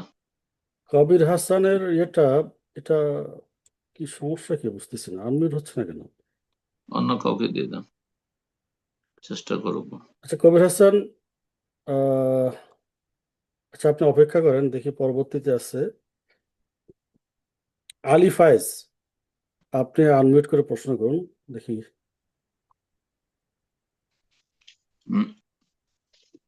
জি, আলী ফায়েজ। আসসালামু আলাইকুম শেখ। ওয়ালাইকুম আসসালাম ওয়া রাহমাতুল্লাহি ওয়া বারাকাতুহু। জি, আমি প্যারিস থেকে বলছি শেখ। আমার বলেন। প্রশ্নটা হচ্ছে, আমি অনেক আগে একটা দার্সে শুনেছি সূরা বাকারার লাস্ট যে 4 আয়াত, উনি এই 4 আয়াতের তাফসিরে বলছেন, তিন আয়াত, তিন আয়াত, হ্যাঁ নাকি 3 না আয়াত, দু আয়াত? জি। এই আয়াতের তাফসিরে উনি বলছেন আমাদের নবী করিম সাল্লাল্লাহু আলাইহি সাল্লাম মিরাজের রাত্রে, নবী করিম সাল্লাল্লাহু আলাইহি সাল্লাম মিরাজের রাত্রে আল্লাহর কাছ থেকে সরাসরি এই আয়াতটা উনি পেয়েছেন। এটা শেষ দুটি এই আয়াত সূরাতুল বাকারা, সূরা বাকারা শেষ মানে 4টি নয় 2টি আয়াত আমানার রাসূল থেকে। আমাদের দেশে মাসাল ইল্লাহি মা ফিস সামাওয়াতি তার রুকু শুরু হয়, তো মনে করে যে ওটাও তাতে শামিল, তো ওটা দিয়েও 3টি হয়, 4টি তো হয়ই না। কিন্তু আসলে ওটি না, এখানে যেটি ফজিলত আছে দুটো আয়াতের। হ্যাঁ, মান কারা আয়াতাইন মিন আখির সূরাতিল বাকারাতি ফি লাইলাতিন কাফাতাহু, কেউ যদি প্রতি রাতে বা কোনো রাতে সূরা বাকারার শেষ থেকে 2টি আয়াত পাঠ করে, এই 2টি আয়াতের বিশেষ ফজিলত রয়েছে, তার জন্য যথেষ্ট, তার জন্য সমস্ত অনিষ্ট থেকে রক্ষার জন্য যথেষ্ট, জিন শয়তান মানুষ শয়তানের। তো এটি শুরু হয় আমানা রাসূল বিমা উনজিলা ইলাইহি থেকে, আর তারপরের আয়াতটি হচ্ছে লা ইয়াকাল্লিফু নাফসান ইল্লা উসাহা ফানসুরনা আল কওমিল কাফিরিন দিয়ে শেষ হবে। প্রশ্ন আপনার কিছু আছে এই দুটি আয়াত সম্পর্কে? মেরাজের রাতে পেয়েছেন? জি, মেরাজের রাতে দেওয়া হয়েছে, জি সেটাও আছে।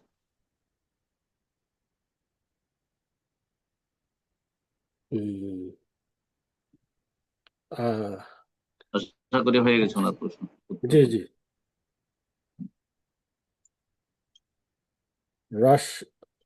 রাশিকা রাশেদ, আপনি আনমিউট করে প্রশ্ন করুন প্লিজ।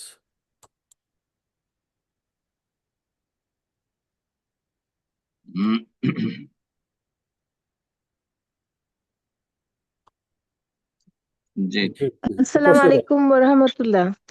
ওয়ালাইকুম আসসালাম ওয়া রাহমাতুল্লাহি ওয়া আমি বারাকাতুহু। কলকাতা থেকে বলছি। আচ্ছা, বলছি যে আমার এলাকায় মানে বেশিরভাগ গর্ভবতী মহিলারা তাবিজ বা কালো সুতো এরকম মাদুলি পরে থাকে।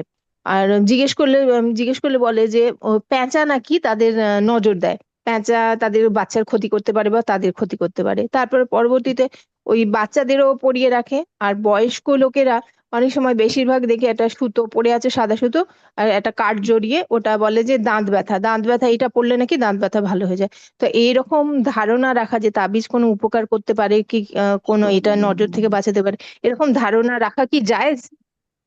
সেটা একটু বললে খুব ভালো হয়, কেননা আমি বলি কিন্তু আপনার কাছ থেকে শুনতে চাই। এই ধারণা রাখা শিরক। নবী সাল্লাল্লাহু আলাইহি ওয়াসাল্লাম আত-তায়ারাতু শিরকুন, কোনো কিছুকে অলৌকিক কুলক্ষণ মনে করা শিরক। কথা বোঝা গেছে? পেঁচা ও নবী সাল্লাল্লাহু আলাইহি ওয়াসাল্লাম বলছেন ওয়ালা হামাতা, পেঁচার শুভ অশুভ বলে কোনো কিছু নেই। হ্যাঁ, যে পেঁচা ডাক শুনলে হ্যাঁ অশুভ হয়, কোনো বিপদ আপদ নেমে আসতে পারে, অথবা পেঁচা গর্ভবতী মহিলার ক্ষতি করতে পারে, এই ধরনের ধারণা হচ্ছে শিরকি ধারণা। এইরকমই অমুক সুতা বেঁধে থাকলে এটা হবে, এগুলি হচ্ছে শিরক। টাকা বাঁধা শরীরে অথবা বালা বালা ব্যবহার করা আত্মরক্ষার জন্য অথবা কোনো রোগের আরোগ্যের জন্য, এগুলোকে শিরক বলা হয়েছে। সমস্ত শিরক। জি, যদি মনে করে এটি রক্ষা করবে তাহলে বড় শিরক, ইসলাম থেকে বহিষ্কার হয়ে যাবে। আর যদি মনে করে যে না আল্লাহ রক্ষা করবেন কিন্তু এগুলি মাধ্যম, তো যেগুলি মাধ্যম নয় সেগুলিকে মাধ্যম মনে করে, এটি শিরকে আসগার, ছোট শিরক। আর ছোট শিরক হচ্ছে বড় কাবিরা গুনাহ। ছোট শিরকও কাবিরা গুনাহ। আশা করি বুঝতে পেরেছেন। সুতরাং এসব আমাদের দেশের মহিলারা অথবা এক শ্রেণীর পুরুষরা বিভিন্ন টোটকায় যে বিশ্বাসী, এই যতগুলি টোটকা আছে সবগুলি শিরক। এই যে হাত হাত থেকে থালা বাটি যদি পড়ে যায়, বাসন পড়ে যায়, তাহলে মেহমান আসবে, এটা শিরক। শিরক। কথা বোঝা গেছে?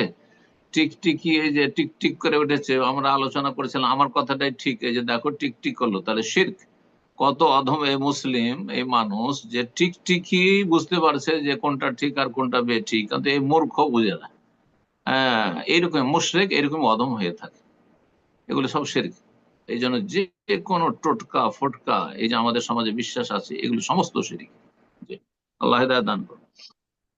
জাজাকাল্লাহ খায়ের। ওস্তাদ জি, আজকে তো শুরু করতে অনেক দেরি হয়ে গেল। কটা পর্যন্ত থাকতে পারবেন আপনি, এটা যদি একটু জানাতেন। অসুবিধা নাই, কি প্রশ্ন আরো আছে? বা যদি লাইনে জি জি, থাকে আছে অসুবিধা আছে, নেই। অনেকে আছে ওস্তাদ জি, অনেক আছে আরো।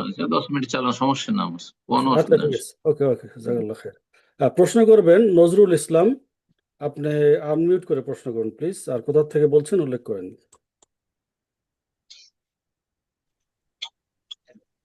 আসসালামু আলাইকুম সম্মানিত শেখ। ওয়ালাইকুম আসসালাম ওয়া রাহমাতুল্লাহি ওয়া বারাকাতুহু। জি, আমি বাংলাদেশ নেত্রকোনা জেলা থেকে বলতেছি। শেখ, আল্লাহর জন্য বলেন। আপনাকে ভালোবাসি এবং আল্লাহ আপনাকে আহমাতুল্লাহ। দীর্ঘ নেক হায়াত দান আমিন করুন। আমিন আমিন। আমিন ইয়া রাব্বাল আলামিন। বাহ, তো শেখ, আল্লাহ আমার আপনাদেরকে প্রশ্নটি ভালো। হলো যে আল্লাহর জন্য দিক নির্ণয় বা কোনো সীমা নির্ধারণ করা কি জায়েজ? আর যদি জায়েজ না হয়, তো আমি তো জানি উপর দিক নিচ দিক এগুলা দিক, তো আমি যদি বলি যে আল্লাহ উপর দিকে আছেন, তাহলে কি দিক নির্ণয় হয়ে যাবে? এই বিষয়টা যদি একটু মানে আল্লাহর বিস্তারিত দিক, বল। আল্লাহর দিক নির্ণয় অবশ্যই আছে। আল্লাহ সমস্ত সৃষ্টির ঊর্ধ্বে আছে, উপরে আছে। সাব্বিহিসমা রাব্বিকাল আ'লা, তিনি সুউচ্চ সুমহান। বোঝা গেছে? হ্যাঁ, আর রহমাল আর সিস্তাওয়া, আমিনতুম মান ফিস সামায়, যিনি আকাশে সমস্ত সৃষ্টির ঊর্ধ্বে আছেন। আর ঊর্ধ্বে মানে ওপরে, মানে দিক। হ্যাঁ, আল্লাহ ওপর দিকে আছেন। এটা তো মানুষের নেচার, প্রকৃতি। এই জন্য দোয়া করলে হাত উঠায়। হাত কেন উঠায়? ওপরে, যে আল্লাহ ওপরে আছে। তারপরে কেউ যদি জুলমের শিকার হয় তো ওপর দিয়ে কেন তাকায়? কারণ আমাকে সাহায্যকারী ওপরে আছেন। এটা তো মানুষের প্রকৃতি। এই প্রকৃতির মানুষকে সৃষ্টি করেছেন আল্লাহ রাব্বুল আলামিন। সুতরাং এর বিপরীতে আল্লাহর জন্য দিক নির্ণয় করা যাবে না, এটি কুফরি কথা। আল্লাহর জন্য কোনো দিক বলা যাবে না, আল্লাহ রাব্বুল সর্বত্র বিরাজমান, সবকিছু একেবারে কুফরি হলুলি এক আকীদা। জি, এটি হিন্দুদের আকীদা হইতে পারে, ধর্ম হইতে পারে, কিন্তু মুসলিমের কোনোদিন ধর্ম হইতে পারে না যে আল্লাহ সর্বত্র সবকিছুতে বিরাজমান। নাউযুবিল্লাহ। পেশাব পায়খানায় আর মূর্তির ভিতর আল্লাহ আছে, তাহলে হ্যাঁ হ্যাঁ, যে মূর্তির পূজা হচ্ছে তাতেও আল্লাহ আছে, সর্বত্র সবকিছুতে বিরাজমান, মানে নাউযুবিল্লাহ, এটা কুফরি কথা। তো এই একটি বিষয়। হ্যাঁ, কিন্তু আল্লাহর জন্য সীমা নির্ধারণ করা যাবে না যে আল্লাহকে, আল্লাহ সৃষ্টি তাহলে ঘিরে আছে, না। আল্লাহ রাব্বুল আলামিনের সীমা দেয়া নির্ধারণ করা যাবে না, কুফর। কিন্তু আল্লাহ সর্বত্র বিরাজমান, এটিও কুফর। আল্লাহর জন্য দিক অবশ্যই আছে, আর আল্লাহ সীমা নির্ধারণ করা যায়। লা তুদরিকুহুল আবসার ওয়া হুয়া ইউদরিকুল আবসার ওয়া হুয়াল লাতীফুল খাবীর। বারাকাল্লাহ। জাজাকাল্লাহ খায়ের। প্রশ্ন করবেন সুরাইয়া, আনমিউট করে প্রশ্ন করুন। আসসালামু আলাইকুম শেখ। ওয়ালাইকুম আমি আসসালাম ওয়া রাহমাতুল্লাহি ওয়া বারাকাতুহু। আমি আমেরিকা থেকে বলছি শেখ। আমি একটা স্কুলে আর বলেন। কি এলিমেন্টারি স্কুলে জব করি। ওইখানে জি, অনেক সময় বাচ্চাদের সে যে মর্নিং মিটিং হয়, ওখানে একটু ওরা স্যারে, মিউজিক স্যারে, মিউজিক সাথে ওরা নাচে, তো ওদের সাথে অনেক সময় অ্যাক্টিভিটি করতে হয়, এটা কি জায়েজ? না, কতটুকু? নাচা যায় না। ওখানে না নাচি না, পুরুষরাও ওদের সাথে থাকে। ধরেন ওদের হাতে মেলে, ওদের সাথে ওর হাত ঘোরানো, ওদের সাথে দাঁড়িয়ে থাকা, এগুলা। আর পুরুষরাও থাকে ওখানে, পুরুষরাও আর থাকে। হ্যাঁ, না না, পুরুষরা থাকে না, দু এক সময় টিচার থাকে, দুই একজন, সব লেডি সময় না। টিচার, সবাই যদি লেডি টিচার হয়, আর কোচিং হ্যাঁ, কাচারা আছে। আর হ্যাঁ, আমি গত প্রশ্ন একটা প্রশ্ন আপনার কাছে হোয়াটসঅ্যাপে লিখে দিয়েছিলাম, আমি ওইটা উত্তর পাইনি, ওই জমি বন্টনের ব্যাপারে আপনার কাছে লিখে দিচ্ছি, আচ্ছা, একটু কাইন্ডলি ঠিক আমার ওইটার ঠিক উত্তরটা দিয়েন। ইনশাল্লাহ, ঠিক আছে। আচ্ছা, জাজাকাল্লাহ ভালো খাইরান। করেছেন। যথাসাধ্য এরকম দেখেন, দেবেন মিউজিক টিউজিক হচ্ছে, এড়িয়ে চলা যায় কিনা, বাঁচা যায় কিনা, বাঁচার চেষ্টা করবেন। জি, জি, আল্লাহ ভালো জাজাকাল্লাহ খায়ের। রাফসান ইসলাম, আনমিউট করে প্রশ্ন করুন প্লিজ।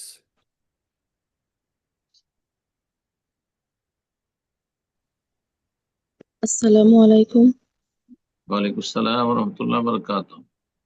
শেখ, আমি বাংলাদেশ থেকে বলছি। শেখ, আমি মানে অনেকদিন ধরে নামাজ পড়ে আপনার আপনার সাথে কথা বলার জন্য আল্লাহর কাছে বলি, কিন্তু আজকে আল্লাহ সুযোগ করে দিয়েছে। আমি আলহামদুলিল্লাহ, আল্লাহ কবুল করো। আল্লাহ ভালো। কোন ডিস্ট্রিক্ট বাড়ি?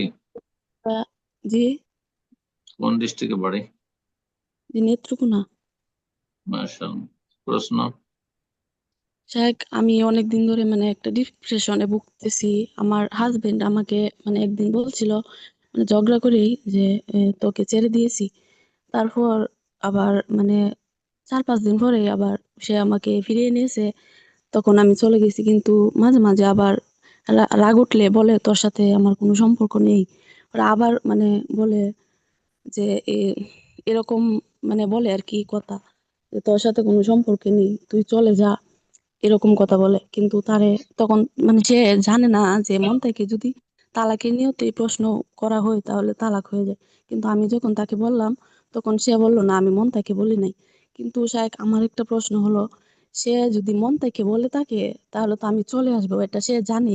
কিন্তু সে যদি মন থেকে বলেও, তখন আমার কাছে যদি অস্বীকার যায়, তখন যদি ওর সাথে আমি সংসার করি, তাহলে কি আমার গুনাহ হবে? না, আপনার গুনাহ হবে না। কিন্তু ছেড়ে দিয়েছি যে বলেছে প্রথমবার, ওটি তালাক হয়ে গেছে। ছেড়ে দিয়েছি মানে তালাক, তালাকের শাব্দিক অর্থ হচ্ছে ছেড়ে দেওয়া। বুঝা গেছে? জি, এটা আর কয়দিন বলতে শায়েখ? হ্যাঁ, ওটা একবারই না বলেছে, প্রথমবার ছেড়ে দিয়েছি জি কথাটি। জি জি জি আর তারপরে যে ভাষাগুলি বললেন যে তোর সাথে আমার কোনো সম্পর্ক নেই, হ্যাঁ জি তুই চলে যা, এতে তালাক হবে না যদি নিয়ত না করে। তোর সাথে সম্পর্ক নেই মানে অন্তর অন্তর সম্পর্ক নেই, অথবা কিন্তু ভালোবাসার সে সম্পর্ক নেই, যদি বিভিন্ন তার অর্থ মনে হইতে পারে। যদি, হ্যাঁ, হ্যাঁ ঠিক ও আছে, যদি কিন্তু তার মনে যদি থেকে থাকে। বুঝছি, হ্যাঁ, আমি বলতে দেন। ও যদি অস্বীকার করে যে আমি তালাকের নিয়ত করিনি, তাহলে তালাক হবে না এই ভাষাগুলিতে। আল্লাহ তাআলা জাজাকাল্লাহ খায়ের। প্রশ্ন আল্লাহ করবেন, হেদায়েত করুন। হ্যাঁ প্রশ্ন করবেন SK ফরিদ উদ্দিন, আনমিউট করে প্রশ্ন করুন। কোথা থেকে বলছেন উল্লেখ করুন প্লিজ।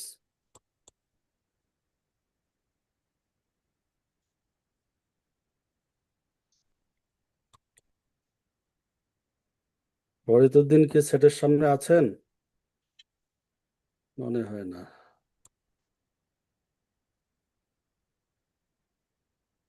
আচ্ছা, প্রশ্ন করুন নুসরাত আনসারি, আপনি আনমিউট করে প্রশ্ন করুন। ফরিদ উদ্দিনকে পাওয়া যাচ্ছে না।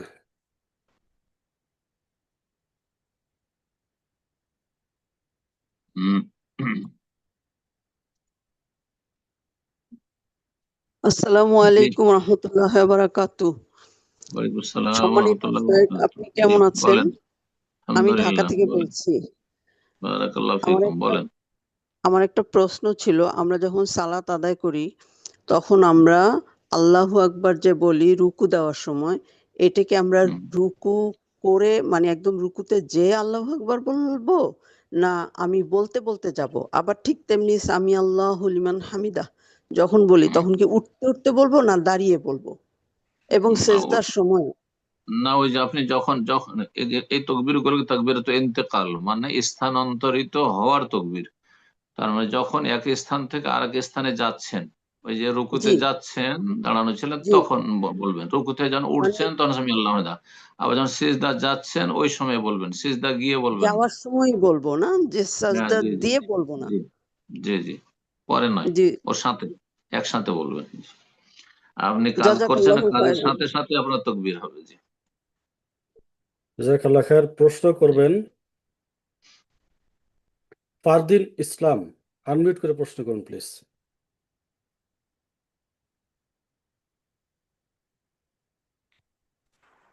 আসসালামু আলাইকুম। ওয়ালাইকুম আসসালাম রহমতুল্লাহ বারাকাতু। জি বলেন। বলছিলাম একটা পার্সোনাল প্রবলেমের জন্য আমি একটা ফাতোয়া নিতাম, তো কোথা থেকে বলছেন? প্রবলেমটা একটু বলবো। কোথা আমি থেকে ওয়েস্ট বলছেন? বেঙ্গল থেকে বলছি। ওয়েস্ট বেঙ্গল থেকে। হ্যাঁ, ওয়েস্ট ওয়েস্ট বেঙ্গল বেঙ্গল। থেকে। কোন ডিস্ট্রিক্ট? মুর্শিদাবাদ।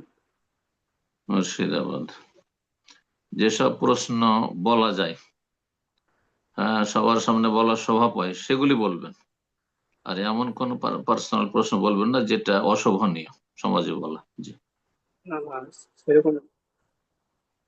তো সেই পার্সোনাল বলছিলাম আমি, আপনার। যে যে কোনো পরীক্ষায় যদি মানে কেউ যদি চিটিং করে থাকে, সেই হুম পরীক্ষার রেজাল্ট দেখে বা মানে তার ইনকাম হারাম হয়ে যায়। হ্যাঁ, তো আমি ধরুন এখন ডাক্তারি পড়ার জন্য, যে কোন ডাক্তারির জন্য কোন একটা সাবজেক্টে শুধু চিটিং করেছে, না তার সার্টিফিকেটটাই হাসিল করেছে চিটিং করে? পুরো পরীক্ষায় ধরেন। পুরো পরীক্ষায় মানে ধরবো না, আপনার যেটা প্রয়োজন সেটা জিজ্ঞাসা করেন। আপনি কি মুফতি যে আমার কাছ থেকে নিয়ে আপনি যেখানে সেখানে বলে বেড়াবেন? পুরো আপনি, পরীক্ষায়। আমি এই জন্য ধরবো, সাপোজ প্রশ্নের উত্তর দিন। আমি আপনার যে ভুক্তভোগী, আপনার যেটা দরকার সেটা প্রশ্ন করবেন। যদি একটি সাবজেক্টে শুধু আপনি চিটিং করে থাকেন, বাকি সাবজেক্ট আপনার সব ঠিক আছে, হ্যাঁ, তাহলে রুজিতে আংশিক সমস্যা আছে, কিন্তু রুজি হালাল এর উপর চাকরি হলে। সার্টিফিকেটটা হ্যাঁ, পুরো যদি জাল হয়, তাহলে সেই সার্টিফিকেট দিয়ে চাকরি নিলে তাহলে রুজি হারাম। কথা বোঝা গেছে?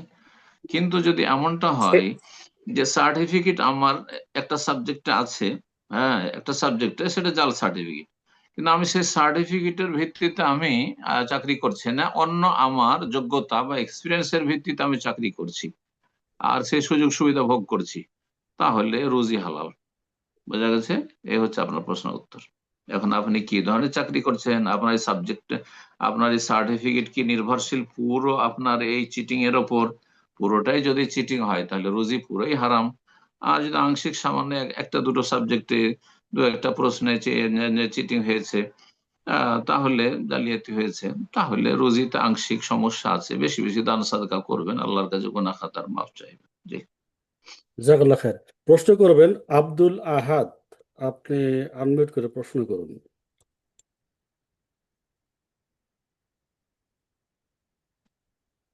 আসসালামু আলাইকুম শাইখ। ওয়ালাইকুম আসসালাম রহমতুল্লাহ বরকাত। জি, শাইখ আমি কোথা ঢাকা থেকে থেকে বলছিলাম। প্রশ্ন বলেন। জি শাইখ, মানে আমাকে বর্তমান যে আমার বাপ মা আছে, মানে আমাকে পালক আনছে। হুম এখন আমার যে অতীতের যে বাপ মা ছিল, আমি কিছুদিন আগে হয়তো তাদের সাথে দেখা পাইছি বা কথাবার্তা বলি।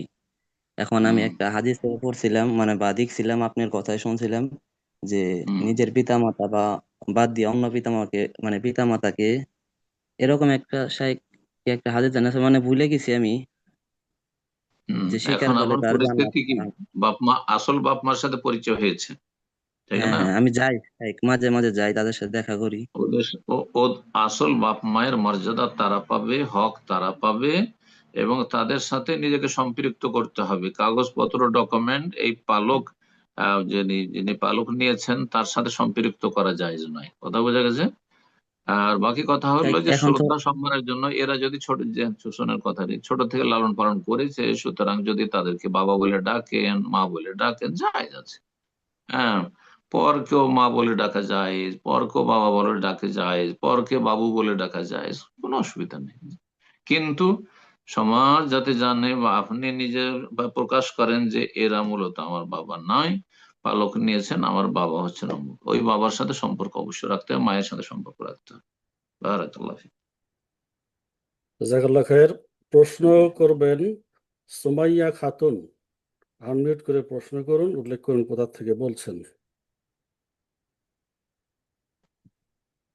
আসসালামু আলাইকুম শাহেখ। শাহেখ আমি ওয়ালাইকুম বাংলাদেশ থেকে আসসালাম বলতেছি। রহমতুল্লাহ বরকাত। জি। শাহেখ সিরাজগঞ্জ বাংলাদেশ থেকে বলতেছি। প্রশ্ন। শাহেখ আমাদের এলাকায় হচ্ছে 2টা মসজিদ, মানে রাস্তার ওই পারে একটা আর এই পারে একটা। তো ওই পারেরটাতে নামাজ পড়ে আর এইটাতে হচ্ছে মাইক্রোফোন দিয়ে মেয়েরা নামাজ পড়ে, বাট ইমামতি ছেলে করে। মাঝখানে রাস্তা আছে এবং অনেকটুকু ফাঁকা জায়গা আছে, মানে ডিস্টেন্স আছে ভালোই। তো এভাবে নামাজ পড়া কি আমাদের মেয়েদের জন্য সহি হচ্ছে কিনা এটা জানার ছিল। না, এটা জায়েজ না। বিচ্ছিন্ন কাতার ইক্তেদা করা যায় না। হ্যাঁ, একই সাইডে হয়তো, আর যদি মাঝখানে দেয়াল থাকতো একই বিল্ডিং এ, হ্যাঁ, বা কাছাকাছি লেগে থাকতো, বিল্ডিং এর সাথে বিল্ডিং লেগে থাকতো, তাহলে ঠিক ছিল। কিন্তু মাঝখানে রাস্তা, হ্যাঁ, মানুষ চলাফেরা করছে, আর দুই দিকে এইভাবে, আর মহিলাদের এইভাবে পুরুষদের সাথে নামাজ পড়ার কোনো ফজিলত তো নেই, কোনো ফজিলত নেই, কোনো ফজিলত নেই। শুধু জায়েজ আছে, মসজিদে মহিলাদের যাওয়া জায়েজ, উত্তম নয়। অবৈধ হন না খায়রুল্লাহ, নবী সাল্লাল্লাহু আলাইহি ওয়াসাল্লাম বলেছেন তাদের বাড়িতে নামাজ পড়া, তাদের হোটেলে নামাজ পড়া মসজিদে চাইতে উত্তম। জি, বারাকাল্লাহ। আচ্ছা, এই এইরকম রিলেটেড আরেকটা এইরকম মুসাল্লায় পুরুষের পিছনে সালাত পড়তে যাবেন না। আপনি নিজেকে হিসেব করুন, যাবেন না। বিচ্ছিন্ন কাতারে নামাজ ইক্তেদা হয় না। প্রশ্ন জি। ছিল শাহেখ হচ্ছে মানে আমাদের এলাকার মেয়েরা হচ্ছে ঈদের সময় মেয়ে ইমামতিতে আলাদা নামাজ পড়ে, কোন একটা বাড়িতে মেয়ে ইমামতি করে ঈদের নামাজ পড়ে, এটাও কি জায়েজ হবে? ও, না না, ঈদের নামাজ মেয়েদের ইমামতিতে এটা জায়েজ নয়, এটা বিদআত। হ্যাঁ, ঈদগাহে যাবে, ঈদগাহে এক সাইডে পর্দার ব্যবস্থা করুক, আর পুরুষরা আলাদা থাকবে, মহিলা আলাদা থাকবে, ঈদগাহে নিয়ে যাবে, এটি হচ্ছে সুন্নাহ। জি। জাজাকাল্লাহ খায়ের। প্রশ্ন করবেন ওসমান গনি, আনমিউট করে প্রশ্ন করুন প্লিজ। আসসালামু আলাইকুম ওয়া রাহমাতুল্লাহি ওয়া বারাকাতুহু। ওয়ালাইকুম আমি আসসালাম ওয়া রাহমাতুল্লাহি ওয়া বারাকাতুহু। চেন্নাই জি। থেকে বলছিলাম। সৌদি প্রশ্ন। আরবে মানে আমি শুনেছি বড় বড় মানে সালাফ আলেমদের কাছে যে এক সফরে একের অধিক উমরা করা জায়েজ নয়, তবে যারা সৌদি প্রবাসে থাকে তারা অনেক উমরা করে থাকে। এরকমই এক ব্যক্তি উমরার জন্য মানে মসজিদের নববী জিয়ারতে গেছিল এবং সেখান থেকে উমরার নিয়াত করে ফিরছিল এবং ইহরাম পরেছিল, কিন্তু ইতিমধ্যে ইহতিলাম হয়ে যাওয়ার কারণে সেখানে ফিরে এসে ইহরাম খুলে ফেলে, কিছুই করে না। পরবর্তীতে সে উমরা পালন করেছে, তার জন্য দম দিতে হবে কিনা সেটা যদি জানাতেন একটু। দম দিতে হবে। যে ব্যক্তি উমরা নিয়ত করে নিল আর তারপরে যে কোনো কারণে হোক স্বপ্নদোষ হলে তাতে ইহরাম নষ্ট হয় না, গোসল করে নেবে। হ্যাঁ, গোসল করে নেবে, অজ্ঞতাবশত আর সে তারপরে জানতো, কাপড়, হ্যাঁ, সে হ্যাঁ, দম দিবে, অজ্ঞতাবশত সে জানতো। দম দিতে হবে, দম দিবে, যেহেতু সে নিয়তকে নষ্ট করেছে, নিয়ত ভঙ্গ করেছে। জি। সে এখন বাড়ি ফিরে চলে এসেছে ইন্ডিয়া, এখন অন্য তার কারো জন্য মাধ্যমে যখনই কেউ যাবে, দেশ থেকে কেউ হজে আসছে, উমরা আসছে, ওকে টাকা পয়সা দিয়ে পাঠিয়ে দিবে, আর বলবো যে মক্কাতে দম দিবে, আর এই দমের গোস্ত মক্কার গরিব মিসকিন খাবে, নিজেরা খেতে পারবে না। জি।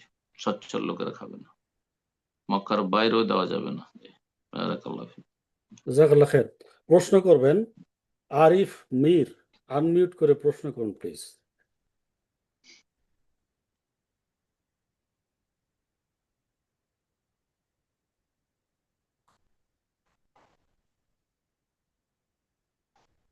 আরিফ মীর, হ্যাঁ জি জি আনমিউট, হ্যাঁ জি প্রশ্ন করুন।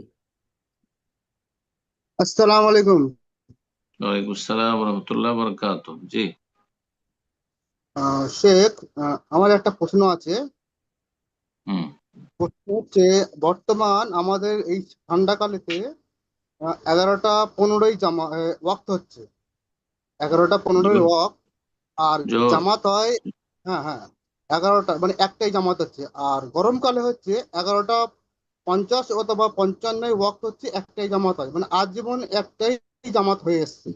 আমরা যে এলাকায় বসবাস করি বেদাতি এলাকা, হানাফি বেদাতি, হ্যাঁ। এবারে ঠিক একটাই যখন ওয়াক্ত হচ্ছে মানে জামাত করা হচ্ছে, 1 ঘন্টা পরেই আবার জোহর চালু হয়ে যাচ্ছে, সরি আসর চালু হয়ে যাচ্ছে, আসর ওয়াক্ত। তো এখন এইরকম শুধু মাগরিবের নামাজটা মোটামুটি নিয়মের মতন যেরকম নির্দিষ্ট হয় আপনার হতে আছে। প্রশ্ন বলেন, আপনার প্রশ্নটা বলেন, মাগরিব বলার দরকারটা কি? ওই ওই 2 ঘন্টা পর জামাতের অপেক্ষা করতে গিয়ে কেউ যদি মারা যায়, হয়তো জামাতের অপেক্ষায় করতে গিয়ে, এখন ওয়াক্ত হচ্ছে 11টা 15, কিন্তু জামাত হচ্ছে একটাই। এখন আমাদের করণীয় কি? কেউ নামাজ অপেক্ষা করতে গিয়ে জামাতের কিন্তু আমরা বাংলাদেশের অনেক আলেম ওলামার আলোচনা শুনেছি, হ্যাঁ, কিন্তু তারা দলিল ভিত্তিক কথা কইছে, যেরকম ওয়াক্তের সাথে নামাজ পড়া এত গুরুত্ব দিচ্ছে, আর অনেক দলিল পেশ করেছে এবং অনেক আলেম ওলামা আমাদের। আপনার প্রশ্ন বলেন, আমি ফতোয়াকে দিতে বলছি, আর বাংলাদেশের অমুক দেশের কোন আলেম কি বলেছে ওইটা আমি তো শুনতে চাই না। আচ্ছা আচ্ছা, আমার তো তো আপনাকে শুনতেছি, আপনার আমরা প্রশ্ন করেন শুধু। আমরা কি ওয়াক্তে নামাজ পড়তে পারবো নাকি না জামাতে গিয়ে শরীক হতে হবে? যেহেতু আবু জারের হাদিসে বর্ণনা করেছে যে তোমরা, আল্লাহ রসুল বলেছে। আপনার আবার দলিল বলছেন, কি দরকার আর দরকার সাধারণ মানুষের দলিল দরকার? আপনি কি এখানে বক্তব্য করতে এসেছেন না প্রশ্ন করতে এসেছেন? হ্যাঁ, ওই হচ্ছে আপনাকে বলছে আপনারা প্রশ্ন করে দেন, ব্যাস। আপনার আমরা প্রশ্ন কি কি করবো, থাকবে? ওই আপনারা একটাই জামাত করবো। করবেন যে যদি এই মসজিদের অবস্থার পরিবর্তন ঘটানো সম্ভব হয়, দায়িত্বশীলদেরকে বলে ফিতনা ফাসাদ ঝগড়া করে নয়, যে নামাজের টাইমটা চেঞ্জ করা হোক, সুন্নত মোতাবেক আউয়াল ওয়াক্তে নামাজ পড়া হোক। আউয়াল ওয়াক্তে নামাজ পড়া ওয়াজিব নয়, প্রথম কথা জানতে হবে। আউয়াল ওয়াক্তে নামাজ পড়া, যে ধরেন 12টার সময় বা 11:50 জোহর হচ্ছে, বা 11:15 জোহরের টাইম হয়ে যাচ্ছে, জাওয়াল হচ্ছে, তখনই পড়া ওয়াজিব নয়, এটা উত্তম। আর উত্তম না করে কেউ যদি 12টায় পড়ে, 12:30টায় পড়ে, তো জায়েজ আছে, কিন্তু অনুত্তম। একটা হয়ে যাচ্ছে, আরো বেশি বিলম্ব হয়ে যাচ্ছে, অনুত্তম, কিন্তু নাজায়েজ কিছু কাজ নয়। এরকম সুন্নতের খেলাফ না করা উচিত, কন্টিনিউ। কথা বোঝা গেছে? তো এই ক্ষেত্রে জোহরের বিশেষ করে সমস্যাটা হানাফি মসজিদে আসরটা একেবারে মাগরিবের কাছাকাছি নিয়ে যায়, মাগরিবের আধা ঘন্টা আগে পড়ে, এইটা একেবারে অপছন্দনীয় অর্থে চলে যাচ্ছে। আর ফজরটাকে একদম সূর্য ওঠার কাছাকাছি সময় নিয়ে চলে যাচ্ছে, এই দুটোতে বড় আপত্তি।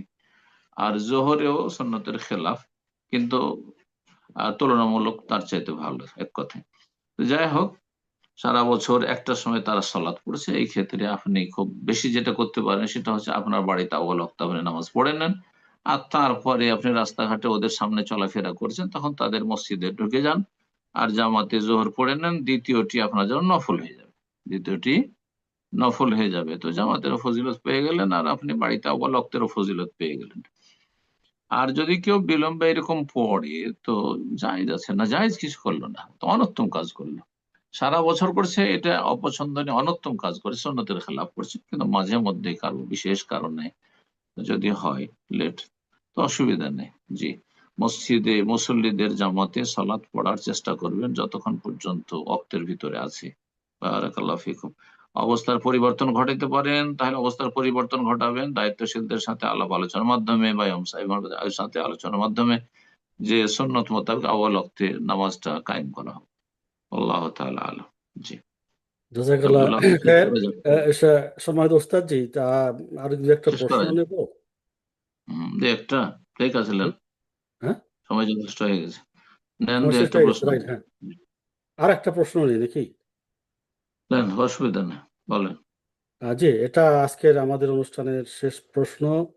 মোহাম্মদ শানীন, আপনি প্রশ্ন করুন, আনমিউট করে কোথা থেকে বলছেন জানান।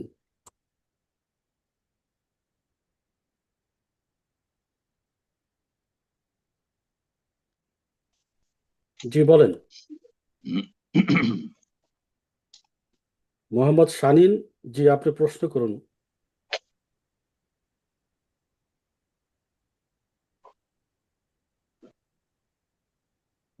না, আপনি আনমিউট হয়েছেন, কিন্তু আপনার কথা আসছে না।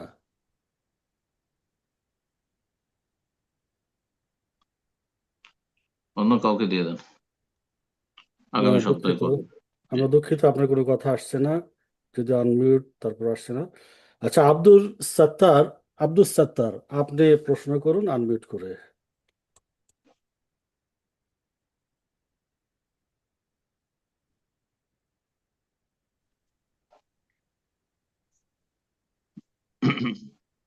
সালামু আলাইকুম রহমতুল্লাহ বারাকাত। শেখ আসসালামু রহমতুল্লাহ বারাকাতু। জি বলেন। শেখ আমি দোহা কাতার থেকে বলতেছি, আমার নাম আব্দুল সাত্তার। শেখ আমি প্রশ্ন। একটা প্রশ্ন, শেখ আমি একটা তালাকের বিষয় একটা মাসালার জন্য ফোন করছি। আমি আপনার নাম্বারটা তালাকের মশলা জমে হয় না। তালাকের মশলার জন্য তালাক যে দিয়েছে, হ্যাঁ, আদা খেয়েছে, একটু স্বাদ পাক, আলেম ওলামাদের কাছে সরাসরি যাবে, নিজের বিবৃতি দেবে, তার ওয়াইফ তার বিবৃতি দেবে, আর তারপরে তালাকের ফতোয়া নেবে। অনলাইনে হাওয়াই এইভাবে এত সহজে তালাকের ফতোয়া হয় না। জি, কিছুটা কষ্ট করতে হবে তালাকের ফতোয়া দিলে। বারাকাল্লাহ শেখ ফিক। আপনাকে জি। ফোন নাম্বারটা কি দেওয়া যাবে? না, এভাবে ফোন নাম্বার দেওয়া যাবে না। আপনি যাদের কাছে ফোন নাম্বার আছে দায়িত্বশীল ওনাদের সাথে যোগাযোগ করবেন। জি, জি, আব্দুল হক সাহেব আছেন, ফোন নাম্বার দেওয়া যাবে, অসুবিধা নেই। পরবর্তীতে আপনাকে দেওয়া যাবে, অসুবিধা নেই। শেখ যে হোস্টকে যথেষ্ট যথেষ্ট শেষ করেন আব্দুল হক ভাই। জি জি, জাযাকাল্লাহ খায়ের।